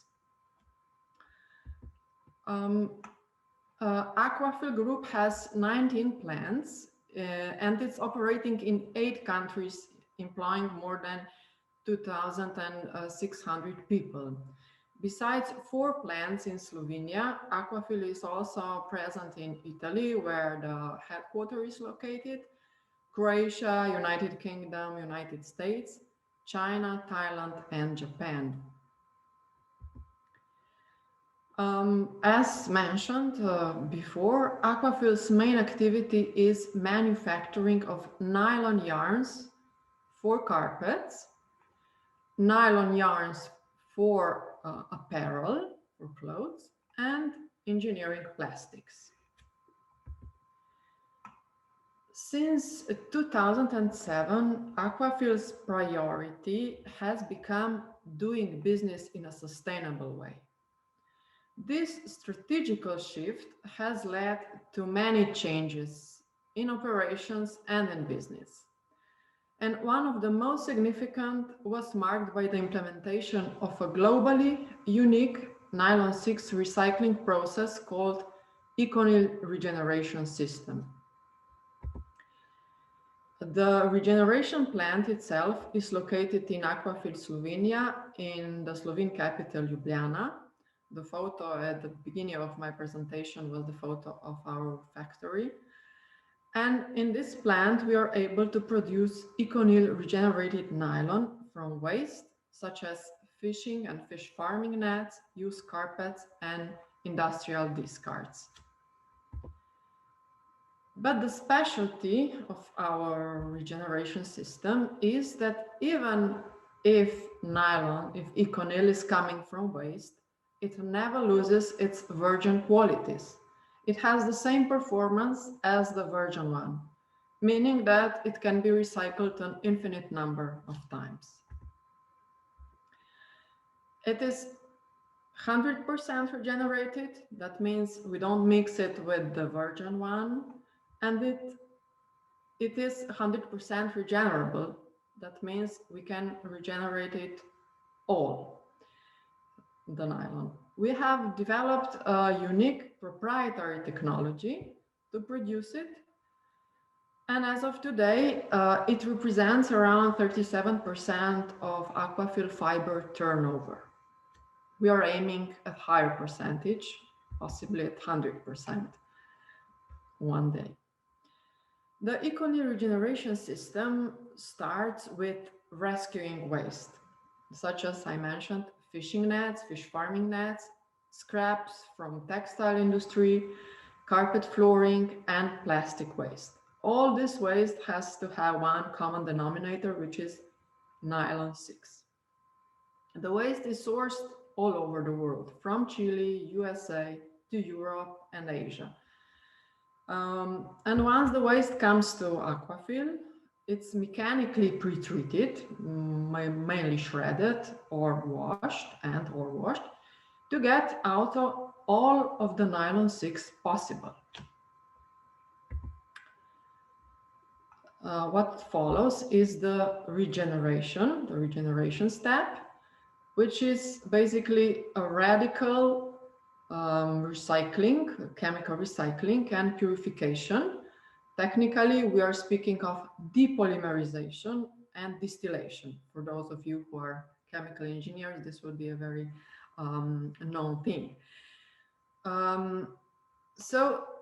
Then, in this way, the nylon from waste is recycled back to its original purity. That means ECONYL regenerated nylon has the same quality and performance as the fossil-based one. This ECONYL regenerated nylon can be then processed in Aquafil's factory, into yarns and polymers for the fashion and interior industries. What follows next is a step that belongs to our customers. This is the reimagine step, where ECONYL is used by fashion and interior brands to create brand new products. The goal is that once the products containing ECONYL are no longer useful to customers, they can go back into step 1 of the regeneration system to close the loop. It's true that many very distinguished brands have already used the ECONYL ingredient in their products, to name only a few: Gucci, Napaperi, Gucci, Prada,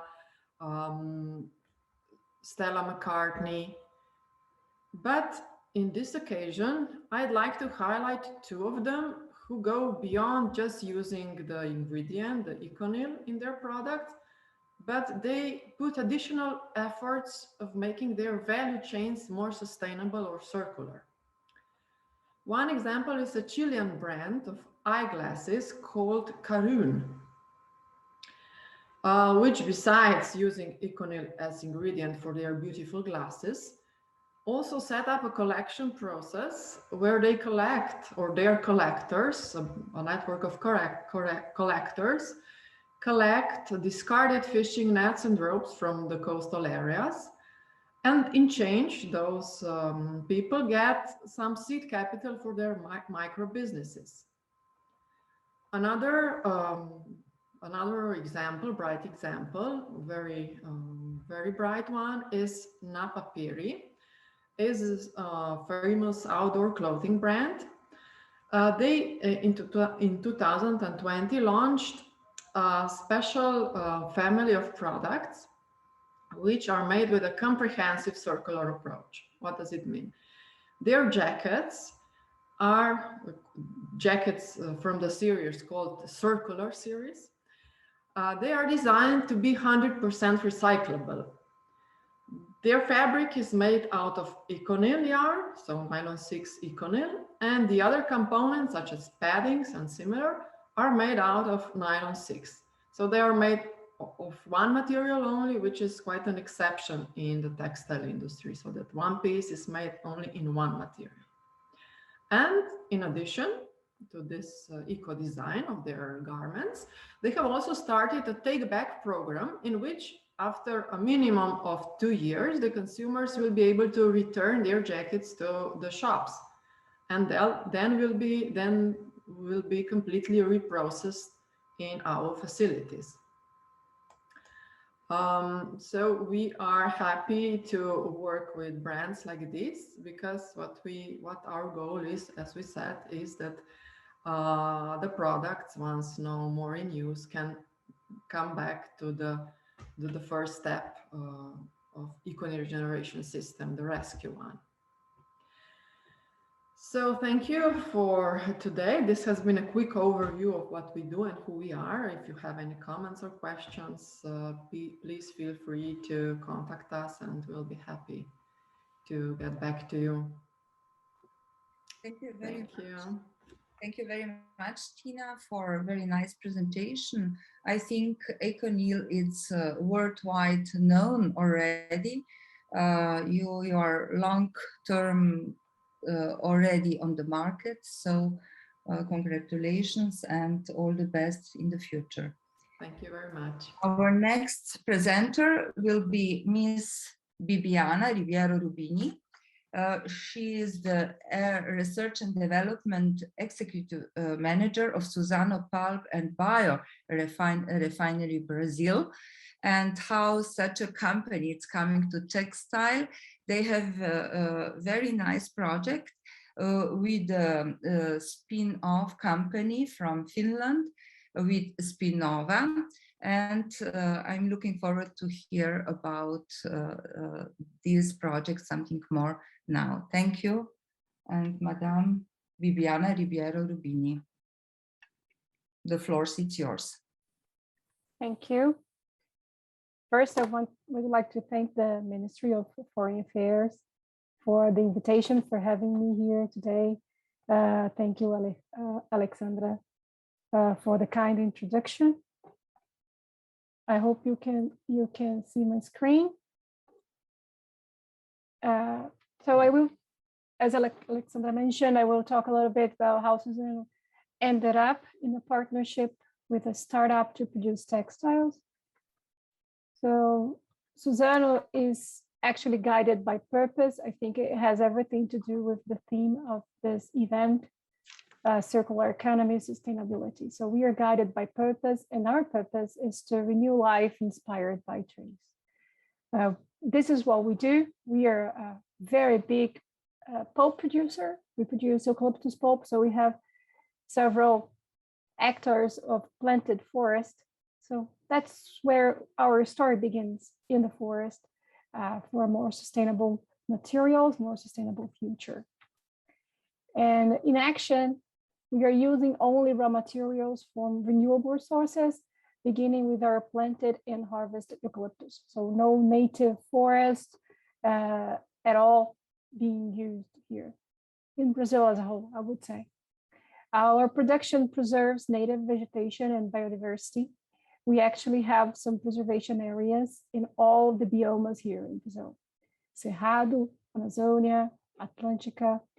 So we can actually have some areas where we can preserve the native forests, and we use only the planted eucalyptus. We are storing more tons of carbon than we actually use in our production. So we are very positive for the climate in case of impact. We are developing several solutions for packaging, recyclable, biodegradable, using our pulp in different ways in the paper production. And we are looking at our forest as a source of other materials for replacing fossil-based and even other renewable materials that are not as easy or as productive as eucalyptus could be. And we are committed with long-term goals that are aligned with the United Nations Development Goals. So we want to be even more climate positive. We want to produce materials from renewable sources, reducing the waste, reducing the amount of water that we use. We have serious commitment to mitigate income inequality. And here in Brazil, this is very important. We are a country that we still have big gap between people inequality. So we are working towards this direction to reduce this gap. We are working with education, diversity and inclusion. We have a long-term goal to have less differences, more inclusive environment here at Suzano. We are also working to have more renewable sources of energy being used in our production. And we have launched a new goal for the biodiversity conservation, connect to our 500,000 hectares of priority areas for the biodiversity conservation in the Cerrado, which is our Brazilian savanna, let's say like that, and the Atlantic and Amazonic forests. We are all over the country, as you can see. Don't know if you have ever been in Brazil, but we have forests in several of the states, 1.3 million of hectares planted, and we have 900,000 hectares of conservation forests. So no touching on that. We have installed capacity of 10 million tons of pulp, all of eucalyptus pulp per year. We also produce paper here in Brazil, 1.4 million tons of paper and 170,000 tons of consumer goods. This means tissue paper we produce here in Brazil. And we are the biggest then market pulp producers in the world. But that's not what we want. We don't want only to use our pulp to produce paper. And as you can see in red, this is what we do today. We produce market pulp, we produce energy. We are self-sufficient in energy for our own production. When we produce paper and fluff pulp, which is used in diapers and feminine care. What we are going for is the dark blue ones, the lignin, dissolving pulp, MFC, biocomposites, and nonwoven, plus the pyrolysis for biofuels that we are going to use straight from the tree. The case of textiles come to us from the MFC, which is the nanocelluloses. And that's where the JV, the joint venture with Espinova came. What we do is that we use our certified forest, We produce our pulp, same pulp we use to produce tissue, print and write paper, packaging paper. So we use the same pulp. And Suzano has this process to transform just mechanical forces, no chemicals, mechanical forces to produce the nanocelluloses. The nanocelluloses is then brought to Finland, and now we're starting our own production in Finland to produce the nanocellulose in Finland. The Spinova suspends this nanocelluloses and do the extrusion and spinning, producing staple fibers. The staple fibers produce the size of a cotton fiber, and they can be used to produce any type of textile. We had recently announced the IPO with Spinova, which gave us 540 million euros in revenues, that valuation of the company.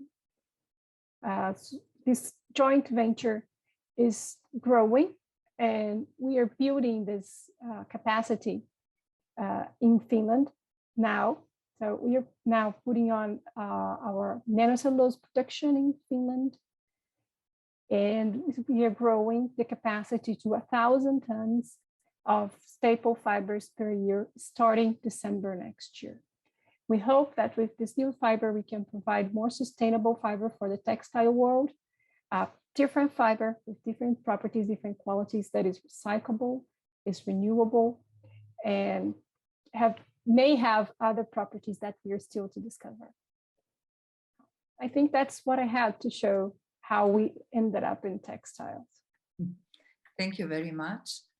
It's important information, it's important goal for textile industry and for recycling. So we are approaching the next panelist. This is Ms. Victoria Santos. She is the coordinator of competitive intelligence, intellectual property and sustainability, SENAI, from Brazil. Please, Ms. Victoria Santos, the floor is yours. Thank you very much, Alexandra. It's a pleasure to be here. It's a great opportunity to be sharing the floor with you all, which I admire so much. I will share my screen. I hope you can see it. Can you? Yes, it's okay. Okay, thank you very much. So do a brief introduction of our institute. I have to see if I cannot. Okay. Yeah, we are the SENAI Innovation Institute for Biosynthetic and Fibers, and we work in close partnership with the industry, and some are here with us in this table. We are located at Rio de Janeiro. We have more than 3,500 square meters of lab infrastructure and more than 100 employees. And we are focused on working in applied research on the areas of biotechnology, process engineering, and chemical transformation and fibers. And last year, we launched our Sustainability and Circular Economy Center in partnership with the Textile Industry Association in Brazil.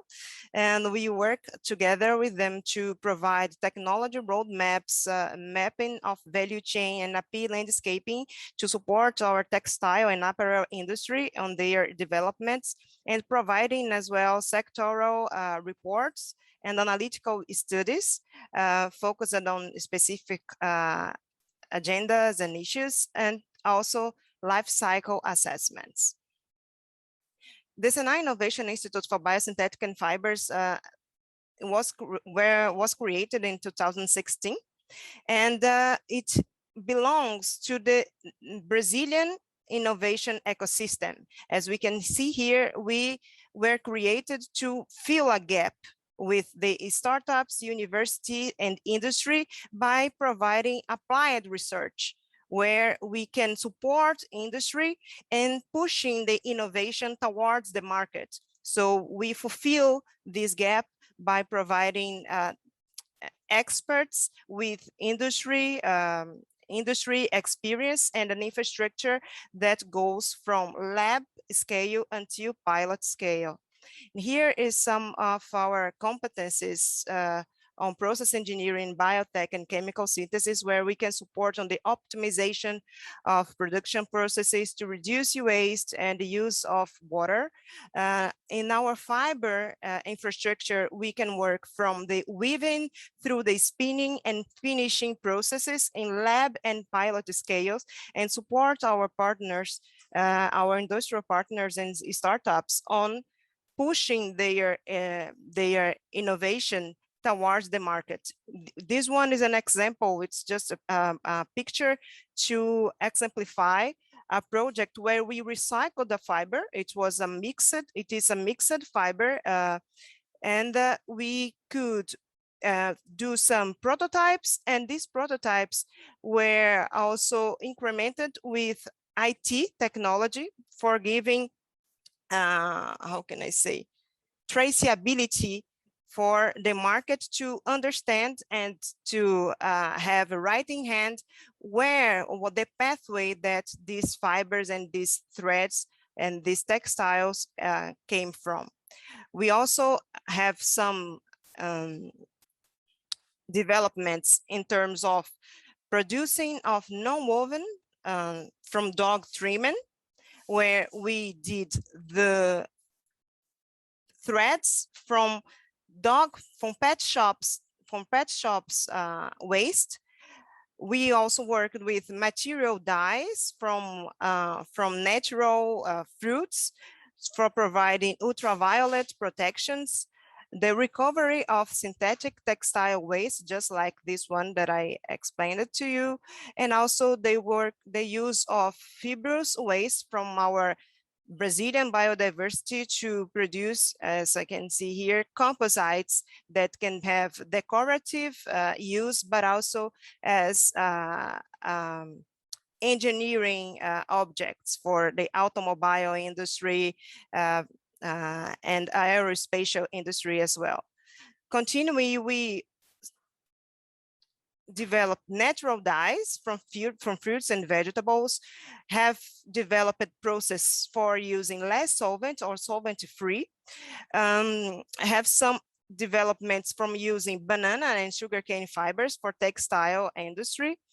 We have a facility that is the only one in Latin America that use atmospheric plasma for providing specific properties to the textiles. Also, we work in our biotechnology platform with microbial agents to replace chemicals in finishing, and also to replace chemicals in the waste treatment of textile industries. So we have a very complete infrastructure, and we are able to work transversely with all transformation industry, and specifically in the textile. And we also can provide funding with the Senai innovation platform and also Embrapi. We have infrastructure and knowledge with our experts. We are working each time more intensively with Brazilian biodiversity to leverage and unleash its great potential in close partnership with the industry, and also always leveraging and opening doors for new partners. So this is what I want to stress, that we are always looking for national and international partners that want to make a difference and to turn our industry much more sustainable and circular than we are today. So I would like to reinforce the very strong need for governance and facilitation in these relationships. When one of the cases that we experienced, the company wanted to scale up their development and did not know how to do that. And then we needed to have one one actor that would open the doors to the industry to show the development that they have done and to understand what were the needs for that development to really go to market and have a scale. So I would like to stress really governance and facilitation is mandatory to ensure more partnerships and collaborative projects, and in this way to push a more sustainable and circular fashion in Brazil. Thank you very much. I was very brief because of the timing. Thank you. I'm open for questions. Thank you very much. Thank you very much, Vittoria. And now we are approaching the next presenter. It's Ms. Mattea Benedetti. She is the founder and CEO of Benedetti Life, as well professor at the Faculty of Design from Slovenia. So the Benedetti Life is a brand of sustainable luxury fashion dedicated to preserving in the quality of life in our planet. So Mattea combines a green spirit with design to inspire responsible behavior through beauty and luxury. Many articles about Benedetti Life were published in Vogue, Marie Claire, the New York Times, and several of the praising articles exposed Benedetti Life as a leading ethical and innovative luxury brand in the world. This year, they won a Global Vegan Award for Best Brand for Luxury Vegan Fashion, hosted by Lux Life in the United Kingdom. So in Benedetti Life, there are no seasons and years. The collections are timeless to reduce consumption and become a slow fashion movement. So I'm really glad that Ms. Mattea Benedetti is with us today. Of course, we are looking forward for your presentation. Thank you. It's really a pleasure to be here with you. I will share my screen.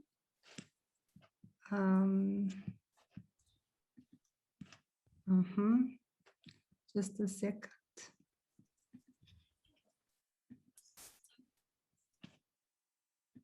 It's not, don't want to work sharing. I don't know why. Share screen. Yeah, it's open system preferences, Google Chrome unknown. So don't want, okay, I can talk, no problem. I want to share it, but it doesn't work.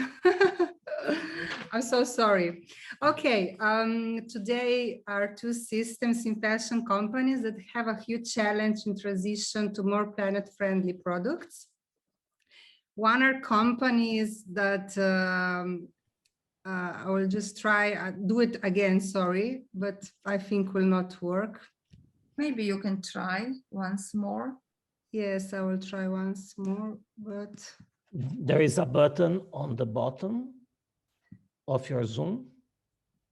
Yes, I know, share screen I put, but then says Google Chrome unknown. Microsoft PowerPoint unknown. I don't know why. Strange. Yeah, strange. Yeah. I'm sorry that you will not see these beautiful pictures, but maybe you will understand what I will say. Okay. So one companies are with linear production and have to move forward to circularity and become sustainable companies. The others are sustainable from the beginning, but are quite young. The linear fashion companies have strong aesthetic and design. The sustainable companies had to work on it. If you remember, for example, the sustainable fashion, how it was, for example, 10 years ago, they're quite poor. They look quite poor garments now. And that's why design plays an important role in this transition. We have to catch consumers' eyes and values if we want to move forward before it's too late, because the consumers, I think, are these that are making real change in everyday life. Today, shoppers buy 5 times more clothing than they did 30 years ago. So the future for product will be circular for sure. Many designers still lack access to knowledge and how to design for a circular fashion system. So sharing, connecting and sharing this knowledge is very important for young generations. When I started a Benedetti Life brand, sustainability was something ugly to wear and not really fashion. That's why I decided to work on authentic design, but with the high sustainable criteria. I started like experiment, you know. This means that I don't buy just sustainable textiles, but we produce even fair and local. We have a sustainable package, we educate, and even we think what we will do, what will happen with our product after. So, because in fashion, you know, women want to change every 2 years or every 3 months garments. So it's a big problem, even if you have textiles from circular economy, then it's the consumerism goes so fast that's very heavy to recycle so fast, and even it's very expensive. Today, so that's why I dedicated to work. Today I can say that Benedetti Life is sustainable, circular, vegan, non-toxic, biodegradable, innovative, transparent, organic, locally made in Italy, and fair trade brand collaborating with celebrities globally and with strong design and aesthetic. These are just the criteria that I'm putting through time because we have this expansion of sustainable brands, and on the market is becoming a little of chaos. Creative innovation is sustainable. In Benedetti Life, I can say 100% of the collections comes from sustainable source materials. They are not just, for example, one collection or one part of the collection, but we try to work really on 100% sustainably. We even use, I don't know, materials from recycled plastic bottles, organic cotton, sustainable viscose, pineapple leather. I totally changed the use of leather. I work even with apple leather. So fashion doesn't have to sacrifice style for sustainability. So sustainable fashion can be attractive and can be beautiful. A price plays an important role in circular fashion too. If the fashion is honest, can't be cheap. I'm working every day with suppliers, and it's you can't have prices of fast fashion. It's impossible. Cheaper is a garment, even more consumers will reach, more waste will end on landfills. So recycling even costs, and recycled garment doesn't mean that it's cheaper than new garment. In some cases, you can buy a new garment for €5, but when you start recycling it, you can't come back less than €5, no? So let's face it, transparency today is very important. Maybe in luxury market is a little easier because garments are expensive, so it's money then to recycle and to resell it cheaper. But in fast fashion, I think that this model don't work. You can't be sustainable if you don't pay fair and if you don't have control on your supply chain. Never the consumer world will be the same if we want to move forward and preserve our nature and our species. And all this costs much more. I'm saying never will be the same, and this is the fact. But we can move forward for other values that I think that surviving on this planet is more important than dressing very good and cheap, no? Solidarity is the name of the game. When it comes to transparency and solidarity, the fair fashion community is a pioneer. It has always shown solidarity and close partnership with production and retail partners. Both here and abroad play a key role for fair and sustainable labels. Transparency and open collaboration are critical if we are to effectively address our challenge to decarbonize our companies. Each brand has a story. My story is about animal species in danger of extinction because of the human impact. And of course, if you will see my garments in the presentation, it will be much more clear. But we design each season, we dedicate to one animal species. And for example, the patterns are all designed with these animal species. So, for example, I did a parrots collection that raises awareness of the extinction of those beautiful and clever creatures in the Amazon, because through fashion, I can communicate even what is happening in animal species with animal species on the planet.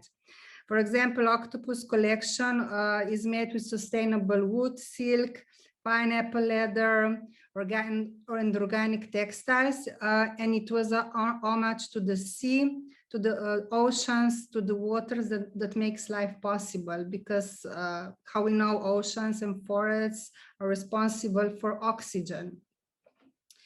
Just 20 years ago, most fashion companies only produced 2 collections a year.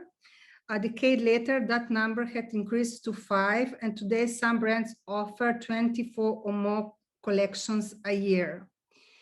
That's why I put in Benedetti Live that there are no seasons or years. The collections are timeless to reduce a consumption and become a slow fashion movement. So it's very important to slow the production and make it more quality so it can last even longer. And that's why slow fashion is the answer. Education is even important. The goal is to educate and raise awareness among the new generation about adopting more responsible and mindful behavior towards the oceans, forests, animal protection, promoting an attitude of sustainable consumption. However, this transformation can only succeed through dialogue, knowledge sharing, and cross-border partnerships. Here are 2 examples. Then I have 2 examples, for example, even of co-branding. We did, because I work in high-end fashion, I did one collaboration with the best female chef in the world, Anna Roche. We designed for her, for example, sustainable garments for the restaurant. And now we will launch table napkins that are made with organic cotton and with sustainable package.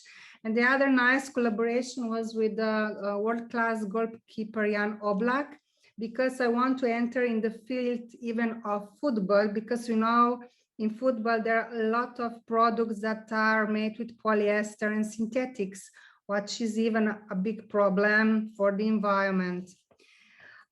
Less is more is fashion new mantra, and circularity makes net-gen industry and consumer sense. Sustainability is the coolest, creative, and most innovative look on the block. Thank you. Thank you very much. Very sensational. You should see the chats. We have many congratulations and really good opinions. Thank you, Matea. Thank you to you. Job, what you are doing, it's important job. It's important also the philosophy after that idea to slow down the fashion. This is completely in another way what we are living nowadays. It's completely something new, and it's important to point it out. Mm-hmm. Yes, it's true. Yeah, thank you to all the panelists. I have the privilege also to present our work shortly, because we are already very late and it's already quite evening in Slovenia. So I will present our Resintix project, and hope you can see my screen. So we are dealing, I should probably present it in the beginning of our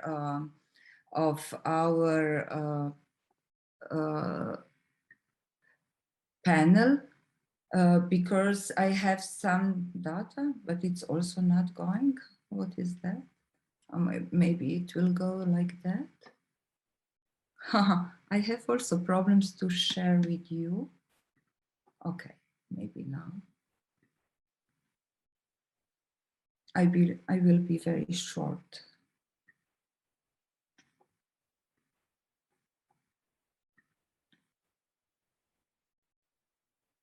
It's something wrong.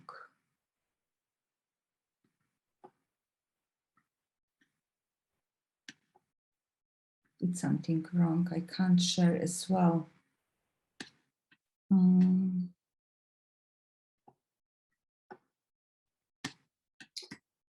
Oh.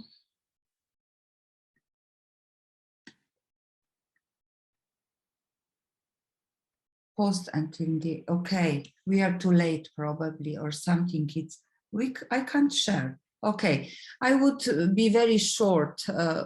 We are so the textile, it's becoming more and more important to think how to recycle, what to do, because most of the textile is still incinerated or landfilled.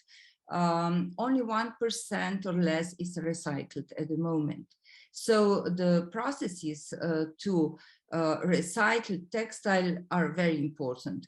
And because of the diversity of the textile coming from plastic materials to natural materials, also make more difficult the recycling processes, mostly for the mixtures. So we have probably very good recycling processes to recycle pure materials like 100% polyester, 100% polyamide, cellulose, and wool, but not really, we have no industry at the moment which is able to recycle mixtures of the textiles. And IOS, the company where I'm also the CEO, established in 2019 a new demo pilot plant where we are recycling more than 100 tons of textile mixed waste coming from wool, polyester, polyamide, and cellulose to gain new chemicals, new energy to recycle to the new textiles. This was also presented by the same event as Matteo Benedetti. So we have a video clip for that. I can share it afterwards with you. And I think this is also the future. We have to show the possibility not to recycle only pure materials, but also to get very valuable secondary raw materials out of textile mixed waste. So this will be my last words for this panel. I would like to thank again to all the panelists of this afternoon session. And I would like to ask Mr. Ambassador Gorazd Renčel if he can conclude this first day of our workshop. Thank you. Thank you very much, Najlepša hvala, Dr. Lubnikova. Thank you very much to everyone, all the panelists. Fascinating and really impressive presentations, I must say. I learned a lot. I scribbled like crazy, all the ideas and new contexts to try and get, you know, companies from both European Union and Latin America together. I'm sorry there were some technical problems with sharing the presentations. I'm sure they were very interesting, but I think we can ask EU-LAC Foundation to share the links to all the participants. Again, thank you very much. I know it's quite late in Slovenia, so I will not take too much of your time, but please remember tomorrow is another day. The second part of our discussions, there will be a panel and a discussion on network governance, which is a concept which was referred to today earlier in the session, but also the second business panel, which will feature some of the panelists focused on future of living, which, you know, textiles are also part of, but it's more kind of the living environment, construction, furniture, and other sectors that I think will define how we live, hopefully, in a more circular and sustainable future. Thank you very much. Good night. Boa noite.